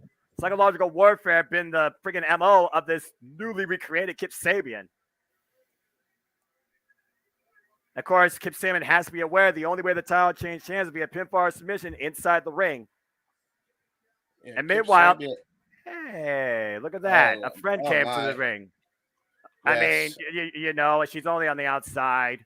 And Penelope Ford looks like she's bringing some backup. The bunny has joined ringside here. And right now, Orange Cassidy is standing between a super bad couple and a friend. Oh, and a kick to the midsection. Orange Cassidy driven face first into the apron. And Kip Sabian, once again, to control. Gotta watch Danhausen here. I don't know if his curse is going to work. I'm just saying. Danhausen's going to cry. His curse has been 50 and 50 lately, James. Let's just put it out there, all right? A hammer right now, axe handle to the back. And Kip Sabian putting the boost to Orange Cassidy in the corner. Hey, all I'm saying is, technically the best friends are still part of Chaos, so we still have yet to see Orange Cassidy and Danhausen team up with Toriano. It could happen. James, shut up. Then meanwhile, Kip Sabian delivered head first in the turnbuckle. He says, catches Orange Cassidy and rocks him. And now it looks like he's going to try to go for an Arabian press moonsault. There it is. Got all that moonsault to the outside, wiping out Orange Cassidy. The Bunny and Penelope Ford approve. Got to give the people what they want in their own way. You know what? Kip Sabian is one lucky son of a bitch. That's all I'm going to say. I'm going to agree with you on that, at least for tonight. Orange Cassidy. Wait a minute. Oh, no. Now he's about to get unlucky. He's been cast. And Kip Sabian's going to bite the very finger that's cursing him. Why Orange Cassidy comes at him with a tope suicida. The curse has made its effect. He just got suicide dived. And meanwhile, Orange Cassidy up to the top rope. Big crossbody to Kip Sabian. Trying to follow up off the ropes again. Does do the clothesline. Kip Sabian. Orange Cassidy up and around and over. Looking for the DDT. Kip Sabian denies it. Look at that. Really good counter there by Kip Sabian. Oh, great counter by Orange Cassidy. Counter for counter here, James. Kip once again back to the outside. Orange Cassidy looking for the DDT on the floor. Kip once again takes control, holds him. Dolph! Oh my God, that was brutal. Draping, apron, feet swinging first, neck and it's a swinging neck breaker on the floor. That was brutal. Yeah, he used Orange Cassidy's own body against him, stopped him with the tope, hooked him up. I thought he was going to go for a brainbuster here, a Starburger suplex. Instead, like you said, draping, twisting neck breaker from the apron to the floor. Yeah, and that was a brutal neck breaker. He was clutching his head bad. That gave him whiplash. If I'd ever seen whiplash before. Kip Sabian, the Bunny, and Penelope Ford trying to make everybody embrace the change. This is for the AEW All-Atlantic Championship. Orange Cassidy, who of course won this off Punk last year in Canada. As we go to Restaurant Quality, picture and picture. Hey, it pays to have best friends in your corner, even if they're of the opposite gender. And meanwhile, referee Paul Turner admonishing Kip Sabian as the Bunny right now. I think just took a cheap shot to Orange Cassidy, and honestly, that's long overdue after what happened earlier last year. For those that follow AEW as long as I have. What happened with yeah, go back to the archives, watch AEW. That's all I gotta say. Okay, meanwhile, gotcha. Danhausen trying to encourage Orange Cassidy. Referees count up to 4. Well, I asked this because, listen, man, you got some serious bias because the Bunny's involved. I'm not being biased. What are you talking about? I'm calling the action down the middle. Hey, Allie could do no wrong. Allie could do no wrong. That's right. Now you're being biased. Anybody could do wrong in the industry, just like Jarrett was nearly wrong winning the AEW Tag Team Championship in the opener. Thankfully, that didn't happen. Aubrey Edwards served justice. Meacham, do you care to comment about Jeff talking about Noah talking about Jeff while you're here, Jeff? Bunny bias. How dare you? And cover. You don't know me. No one knows me. That meanwhile, I'm just a simple man. We're talking wrestling. Yeah, you're a simple man that also really has a fascination with women in bunny costumes. Admit it. You want to fuck. Just admit it. I would like to meet Peter of Bullet Club. That's your implying. No, that's suplex too. Ooh. I would like to meet Peter of Bullet Club if that's what you're implying. But with that being said, I'm sure. Yeah, he wasn't even involved in Wrestle Kingdom. Yeah, more like we want her to, have me. Listen. Your Jiro's the Tokyo Pimp for a reason, but a simple man knows not to mess with a pimp. Meanwhile, cover 2. Oh, pimping ain't easy, but it sure is fun. Anyway, I was tell about that to say. Tell that to anybody that got a screw job in Las Vegas and didn't live to tell about it or choose. When are we gonna get Yujiro Takahashi meeting up with Charles Wright? It's got to happen one day. Like that's when Charles Wright can stop lying to Jeff Meacham about I ain't wrestling no more, dog. But thanks for the interview, and then show up to Raw the same night. That's when, goddammit. Yeah, in other words, to quote the boss man of No DQ, so yes, No DQ, highly unlikely in all likelihood. That's right. And meanwhile, Kip Sabian right now putting the boot to Orange Cassidy, being tirade by the Bunny. Like, tell you what, he may be a former Intercontinental Champion, a former Voodoo practitioner, but he also a lie. He a lie. Kip Sabian, who's been involved in AEW since day one, has yet to be a champion in AEW. But he's a champion in life. He's a champion in life. Yeah, that's why he's married. That's like Big Bill is married to Lexi Nair, and Big Bill will be in action next week with Lee Moriarty and Travis Forum. Big Bill's married a second time?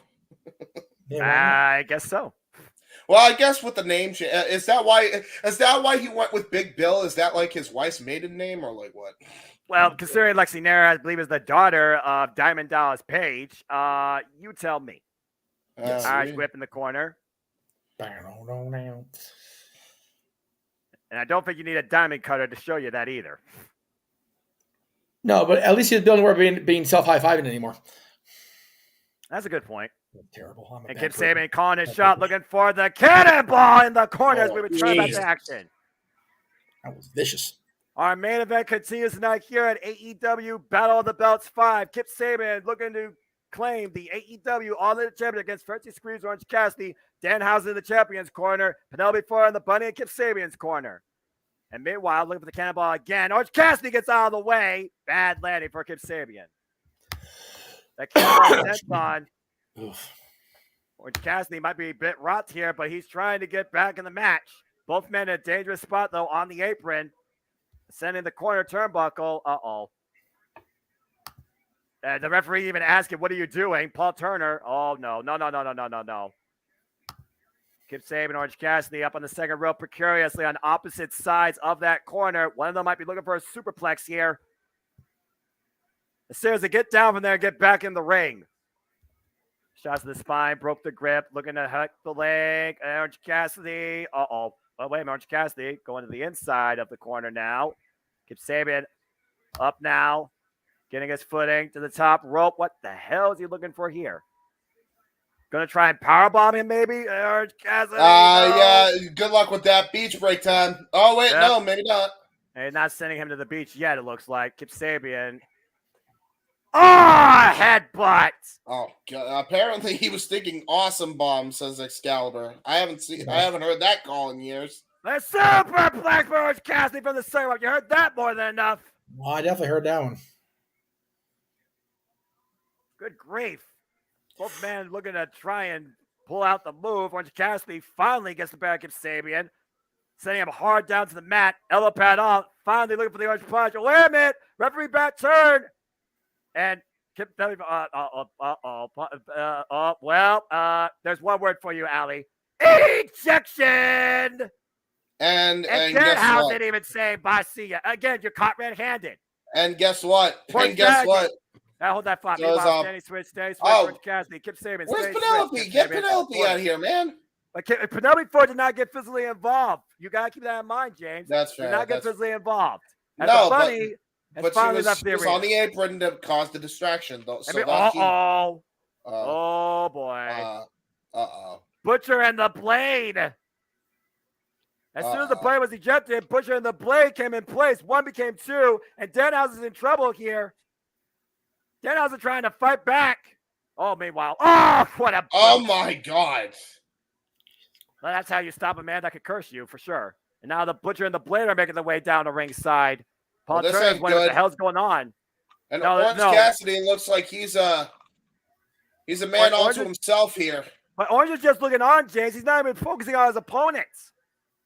And right now, Butcher and the Blade with a couple set of chairs might be looking for, a ringside seat. For right now. Yeah, that's true. And meanwhile, Kip Sabian finally getting back up to his feet. Oof. Big forearm exchange right now between champ and challenger. Two unique characters, two unique wrestling styles. Squaring it off for the AEW All-Atlantic Championship here in our main event of Battle of the Belts 5. And what has been a stellar 2-hour showcase of pro wrestling tonight. And now Kip Sabian they're definitely jaw-jacking, but they're jacking their jaws in a completely different sense. I think they'd rather be jacking each other physically than verb. Oh! Wait, you want to repeat that one? I think they'd rather be jacking each other's jaws physically rather than verbally at this point. Oh! There we go. I was going to say the most dangerous chop I've ever seen in the business, and then Orange Cassidy gave him a real shot. Yeah, that's almost and again, Kip Sabian mocking Orange Cassidy, asking him to give him his best shot. Again, mind games on full display. I sense a headbutt coming. Or not. Just a barrage of forearms. Why not? Oh, my word. Rocking Kip Sabian to a knee. And you see Orange, he is fired up, James. I've never seen Orange Cassidy this pissed off. Wait. What's Kip Sabian doing? No. Oh! There's the headbutt. There's the headbutt I was talking about. Into a pump-up knee strike, into a discus elbow. A boot again. Jesus. And Kip Sabian finally drops. Oh, and again, another knee in the face. We have a new champion here in the cover. 2. No. Wow. Kip Sabian looking Orange to follow Cassidy up. barely getting out. PK full on. Now he's going to go for it. He's got him. 1, 2. No. He got the Kiwi Crusher, but it wasn't enough to put Orange Cassidy away. Yeah, you see Kip Sabian, suspension of disbelief, thought he had it. No, before apoplectic at ringside. Again, it's almost like Orange Cassidy's been taken out of his element. He's usually the slothful one that throws his opponent off their game, James. And tonight's been Kip Sabian. And this might not end well. Oh, no. Trying to hook him up for maybe full death. This is not good. Oh, wait a minute! Best friends! Chuck Taylor, Trent Beretta. We got a tag team melee at ringside. Sam and Orange Cassidy here. Meanwhile, the match is still going. Oh, my God. And Kip Sabian, top rope. Went for the DDT. Reversal again. Kip Sabian hooks Orange Cassidy up. Corkscrew neckbreaker. The cover. Down to champion. No. Oh, that was close. And finally, the best friends, Drum and Butcher and Blade from ringside. And Kip Sabian with his own elbow pad. We saw him use the orange punch with the left arm last week on Rampage. And looking to do it again. Again. Oh, he hit it. Oh, my God, did he hit it ever. Orange Cassidy didn't go down. Did not go down. Oh, my God. Wow. Look at Orange. Orange Cassidy is pissed. Meanwhile, Cassidy the clothesline again. Kip Sabian looking to follow up. Orange Cassidy up and around. Catches him with the DDT. Yeah, tornado DDT, satellite DDT by Orange Cassidy. PK. That is not Orange Cassidy. That is a Kip Sabian move. Finally hooks him up. Beach break. The cover. 1, 2. No. Wow. It's not done yet. This has been a hell of a match here. Yeah, you ain't kidding. It's been a hell of a match. A hell of a night. What a night. And once again, Orange Cassidy putting the boots to Kip Sabian. Again, Orange Cassidy taken out of his element. Fighting right now on emotion. Keep in mind. Still jaw-jacking him. Asking for more I was of about to say. Whoa. Uh-oh. He pushed the ref. Uh-oh. Well, the ref might call for the bell here, honestly. Wait a minute. Connor roll. 1, 2. Got the tights. Ooh. Got out of it. Orange punch. And a second one. Come on at the cover. 1, 2. Orange Cassidy retains. Who the hell would have expected Orange Cassidy to show that much fire? Well, again, when you are taken to a point of no return, when you literally try and insult the man Orange Cassidy, he reminds you who exactly he is. Orange Cassidy remains the AEW All-Legend Champion ahead of a stat next week from the Fabulous Forum. And on behalf of Jeff Meacham and James Huber, I'm Seminole Foster for this double feature live watch-along saying, good night, everybody. That was a hell of a Friday night fight night. Damn. Lord Almighty. That's professional wrestling, damn it. Damn right. All right. That was so damn good. Let me go into the plugs very briefly before I go into my my serious spiel here. Of course, we'll be back, the three of us, along with Mr. Williams and whoever else. That's not what I wanted to do, you stupid computer. I need to find my mouse. This is driving me crazy. Yeah. Way to go. There we go. Come over here. There we go. Hi. Okay. Open mic night, of course, every Saturday at 11 p.m. Eastern or after a supercard, depending on if there's a supercard on that Saturday. There is not this week, so we'll be going live at 11 o'clock Eastern, as we do. Again, the three of us, along with JJ Williams and very possibly Mikey T, very possibly Josh. We shall see who pops in. We know Big G as well. Big G has said he's going to be there. There is most definitely something to talk about. on tomorrow night's show. That will not be the only topic. I will say that right now. And I will also say that we're going to give that particular main event topic at least an hour by itself. Yep. And for the record, there's also, I'm sure, going to be a lot of Wrestle Kingdom topics as well. Some AEW Wrestle topics. Kingdom will be addressed as well. Yes, Wrestle Kingdom will be addressed. There is going to be, if you want all things wrestling to be a talking point and an open mic night, next week, tomorrow night's the show for you. So stay tuned.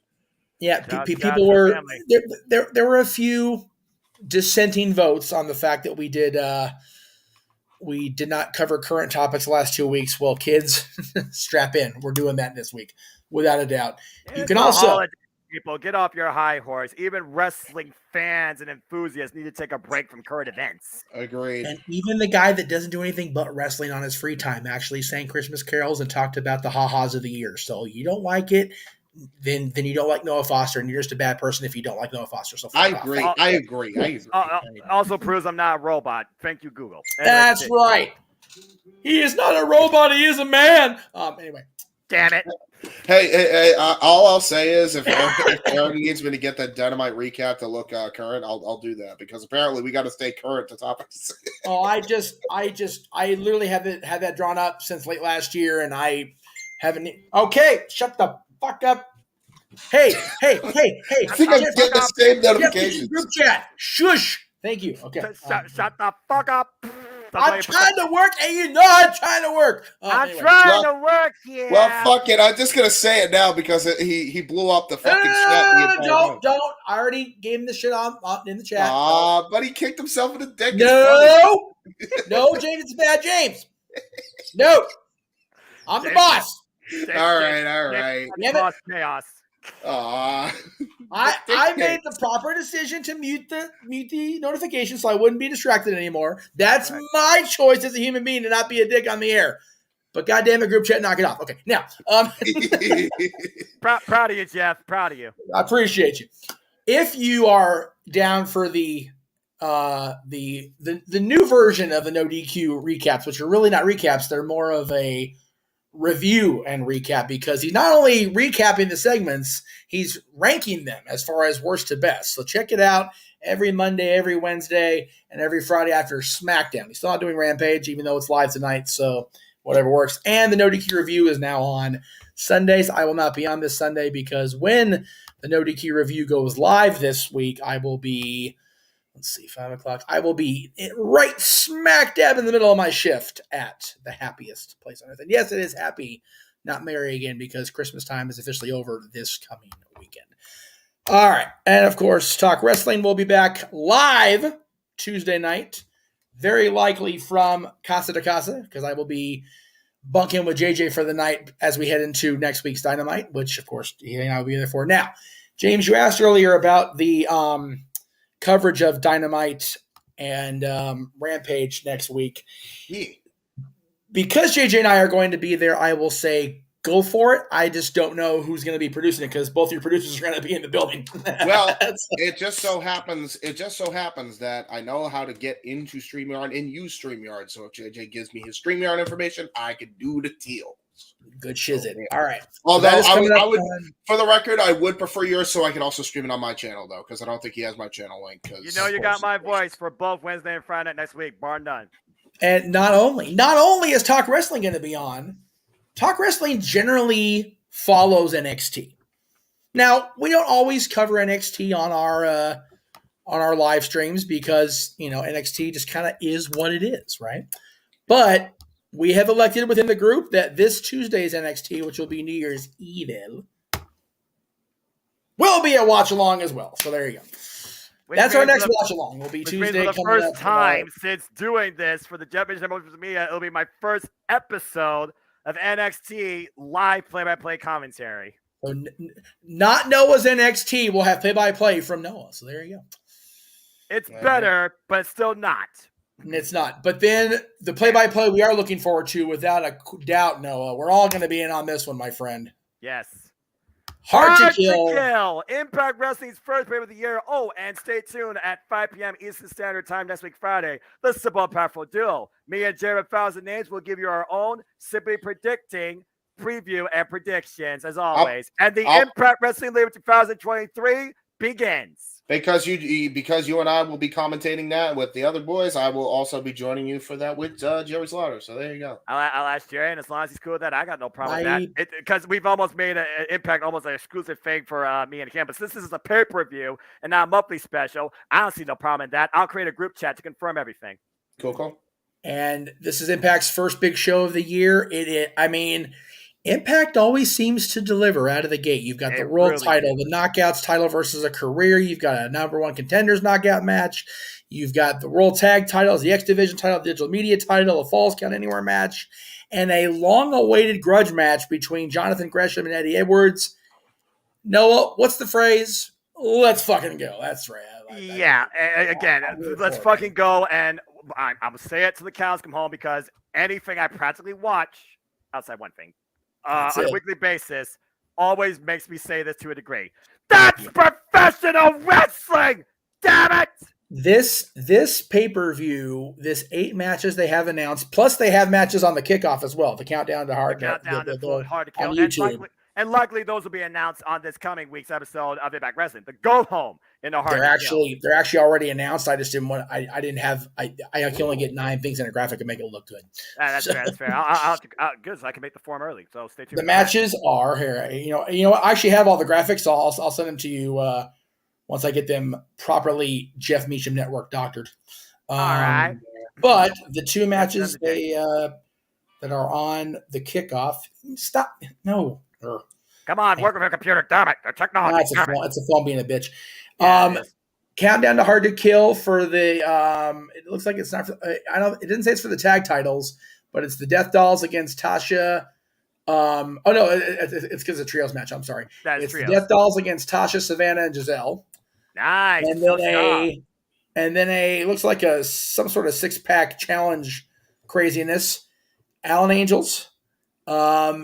Yuya Yamura, yep. Thank you. Mike Jackson, who looks like he's carved out of Ebenezer Scrooge's era stone. I can't even say Gujar's first name. I'm sorry. Bookinger Gujar. Yeah, there you go. Mike Bailey, your buddy Speedball, and on Impact for the first time, even though it's the Countdown, Kushida! The Tie Splitter, yes! Kushida's... He's on the Countdown in a 6-man match. Like, Jesus Christ. There you go. Speedball Mike Bailey. Give me that one-on-one. So 10 matches, including the Countdown next Friday, plus New Year's Eve we're watching along. And if you can't be satiated on wrestling next week, please tune in to the Casa Studios this week alone. All on demand right now, except for the new release Saturday, which we'll talk about here in just a second. He has done reviews of Rent. He's done reviews of Annie. And of today, he did Newsies, which, of course, is another Disney entry. Tomorrow, new release Saturday, the newest version of the musical Matilda. JJ's doing musicals all month. He is out of his wheelhouse, and he is digging it. By the way, I have to thank our buddy from the Kings, Mikey DeLorean is his screen name on Instagram. He actually watched JJ's review of Rent and gave it positive feedback. So thank you to that. We also got a like on social media promoting the review of Rent from Anthony Rapp, one of the stars of Rent. So thank you, everybody out there who has watched so far on the Casa. Please tune in all week, and the next week he continues to week of musicals. It's going to be awesome. I'm looking forward to it. And like I said, Talk Wrestling's back on Tuesday after New Year's Eve. Okay, this is where it gets a little heavy, so I apologize in advance. Dear friend of mine who I've known, oh golly, almost 10 years. I don't know the exact number. The brain's not there right now. But Jessica Chandler, who I've known for nearly a decade, is actually has a GoFundMe up for coverage of her medical expenses. Let me go ahead and read the dossier, if you will. Hello, everyone. My name is Jessica, and 2022 has been one of the hardest years of my life. In March of 2022, I was exposed to leaking severe battery gas at my place of employment, which prompted a trip to the emergency room where it was discovered that my white blood cell count was extremely low. I was referred to a hematologist, and we started the path of trying to figure out what is causing the extremely low white blood cell count. It has now been over a year and we are no closer to any answers. Unfortunately, because of my already compromised immune system and symptoms caused by the low white blood cell count, I have not been able to return to employment, return to work after my place of employment fired me from the position I had as an administrative assistant. On top of this struggle, this last week, January 2nd, my mother passed away. She was ill for a while, and this was expected, but with everything happening in regards to my health, this is added to my personal struggles. The fund from this fundraiser will go to travel expenses to and from my medical offices and to LA for my mother's aftercare, any medical expenses not covered by my insurance, and some minor essential living expenses, car insurance, bills, etc. I genuinely do my best to help those in need, which she does whenever possible, and never ask for help. I would be incredibly grateful for any donations, no matter how small, and thank you. And she included these screenshots in her post, which was her labs from back in December. And as you can see, it's not a happy pair of images, to say the very least. I never, ever do this shit on the air. I try very hard to not get Jeff's personal life thrown in with the Jeff Meacham Network Multiverse of Media, but this is important to me. And there are a lot of GoFundMe's out there, and I get it, and I know everybody's got their struggles. And 2022 was a shit year for the majority of us. I totally get that. At the same time, I said when the pandemic started 3 years ago, almost 4, for fuck's sake, it's crazy now. That our industry, the podcasting, the live streaming, etc., was the only industry that didn't really suffer. And it didn't, because we were able to do our work from home. We were able to kick the ass on the home front. 2022 was definitely up and down for me, but I got employed by the Walt Disney Company this year. So how can I possibly bitch? Right.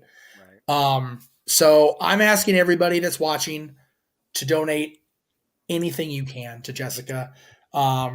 And to, tell if every one of you watching tells one person and they tell one person and they tell one person, then it just keeps going. Pay it forward. Again, I'll put the link up there. I'll also include the link in the description for the show tomorrow for open mic night. It was funny. I asked her, do you want me to share your story with everybody? And she said, oh yeah, but you don't have to do that. I don't expect anybody to, contribute. And I pointed out, if us three idiots and the rest of us open mic night folks can get $160 something for singing carols grossly off key for the most part, oh Lord, we can help Jess out with a little bit of money if going her way, because this is much more important than singing holiday songs. Again, with the exception of Noah and Josh, grossly off key and more than likely inebriated than most of us were. I'm not going to lie. It is what it is. But yeah, it's one of those. This is one of those things where I pay it forward, because Jessica has been a major, much like Noah, a major proponent of the power of positivity and spreading that positive message, and a reason why we have Noah close every single stream he's on with that message he's going to deliver here in just a few moments, as he do. But Jessica's one of those people every day, and I can't stress enough how important her existence has become to my existence and my son's existence. So, whatever we can do to give her existence back would be really appreciated. Yeah. Okay, I'm done. I'm done boohooing. Again, that's guys, we always talk about it, how much this show tomorrow night has really sustained us and really makes us look forward to each and every Saturday night. Yeah. Dude, I love the fact that this is a thing. I love that the first one of the year I get to be a part of. I love the fact that, while we have the anniversary show, I won't be able to be at, because I'll literally be in the throes of my Disney shift that on the 14th. This is the last fully live open form, as far as everybody's going to have an open mic before JJ and I go to Dynamite. It'll be JJ's first AEW show. Hey, maybe he'll see that. Maybe it's DJ Cargill. It's a double show, which means we get Dynamite and Rampage, much to everybody else's chagrin. Right. And it's at the Forum, which I talked all last year how important the Forum is to me. So you got a stacked so far, stacked 3 hours, and you're going to see AEW Dark Elevation before all that. Yeah, dark elevation and all the things on Wednesday night. Plus, we're going to record December. Wow, I went backwards in time. The January 23rd episode of Dads, which will be the top 10 Royal Rumble surprises. Nice. I think this coming week. We're definitely going to record tomorrow, Monday's show, which will be our top 10 voiceover actors, period. And then, wow, God bless you. Thank you. We're going to record our February show for sure Wednesday morning, which is our top 10 musicians that were taken too soon. And we'll explain more of the criteria there. The original thing behind that for February was going to be the anniversary of the day the music died. The plane crash took Buddy Holly and the song that he literally wrote about it. A long time ago, very long time ago. So, but it was going to be the anniversary, but the scheduling got moved around, but we're still going to have that theme where we're going to record that. But yeah, Wednesday's going to be a big day, and I'm looking forward to everything leading up to it. We've got open mic night, the No DQ review this week, especially coming off after we're going to talk about it, is going to be both weekend shows are going to be on fire, white hot lit for real, dude, because without going too into detail and down the rabbit hole, he's back for better or worse. So we'll talk about that this weekend. Monday, of course, is Dad's. Tuesday's New Year's Evil, and all I'll say is bye, Rumble. And then Wednesday is Dynamite and all the coverages between you guys calling on the air, JJ and I on site. It's going to be a hell of a week. And on top of all that, I totally forgot about this. Thank you for my own brain kicking in and reminding myself. Give me a second here. I'll find it. All right. Okay. Go ahead, James. While you're doing that, you guys could check out the watch party I did for Dynamite season premiere. If you want more AEW content, we did a watch party. Noah was on there. Moonlight was on the call as well. Go check that out. Hell of a lot of fun. So there we go. All right. So I managed to. One of the goals I set for myself in 2023, because I had at the bottom of the list, was to book a new interview or book an interview at least once a month. Oh. Bam. There we go. I'm taping that Friday the 13th before Hard to Kill. I'll make sure I'm there for Hard to Kill. But Adam Contrast, my buddy from rentthedeleorian.com, as well as his own life documentary. He is in the Guinness World Records as the official first video blogger on the planet. He's the first. And he has documented the last 20, now 22, almost 23 years of his existence. And Volume 1 and Volume 2 of the official journey are now officially available for rent on Amazon.com. So he'll go one-on-one with Jeff Meacham on January 16th, just prior to Monday Night Raw, to talk all about it. Because if you saw him on the previous entries with he and I talking about the DeLorean film, his Michael Jordan documentary, this is literally his life. And I'm looking forward to reconnecting with him. It's been a while since he and I chatted on a professional basis, and we've been trying to do the Disneyland hookup for a while. It's just not worked out because he's got kids and they got school. But the plan is to record the interview and then hopefully within the next month or so get back down to the property and get JJ a little time machine time, if you know what I'm saying. That's the plan. So we'll see. But anyway, that'll be on the 16th. That'll be the non-dads Monday of the month, because this last Monday was already happened. And then the 9th and the 23rd are dads episodes. The 30th is still to be determined, but I'm probably going to have some sort of shenanigans stream or whatever. Yeah. Anyway, that's all just in January. Like I said, I am determined to keep this channel moving, keep this multiverse active, and not rest on laurels and sit back and watch shit happen. We are going to keep moving forward, as Walt used to say, and we're going to keep everything going. And in that vein, not the one we're going to open here tomorrow night, I'm sure, but in that vein, Noah, please, as you do, my friend, take us home. First off, again, if you all can't come up with one better resolution for yourself in 2023, be better. Yeah. Simple as that. Yep. Again, James, Jeff, you know how much I love professional wrestling, but I truly mean this. I am so humble and fortunate to connect with a positive insight in the so-called wrestling community on a weekly basis, whether it's the people in the chat that somehow still engage with my voice or you two that I literally have lived out my greatest dreams of commentary play with across all things wrestling, literally every company. This was so much damn fun tonight, and I cannot wait to Tuesday, Wednesday, and now Friday night next week too. So I'm looking very forward to all that. So folks, stay tuned. As long as I have a voice, I assure you my passion and my engagement will not let up. It honestly might go into overdrive with what's been going on so far this year. I can't believe I just called my first Wrestle Kingdom. Holy hell. Right. And by the way, I said it briefly when we started the show, or we were talking out there, and I said it briefly when I popped in. Masterful fucking job, the pair of you, and JJ as well producing prior to James's arrival.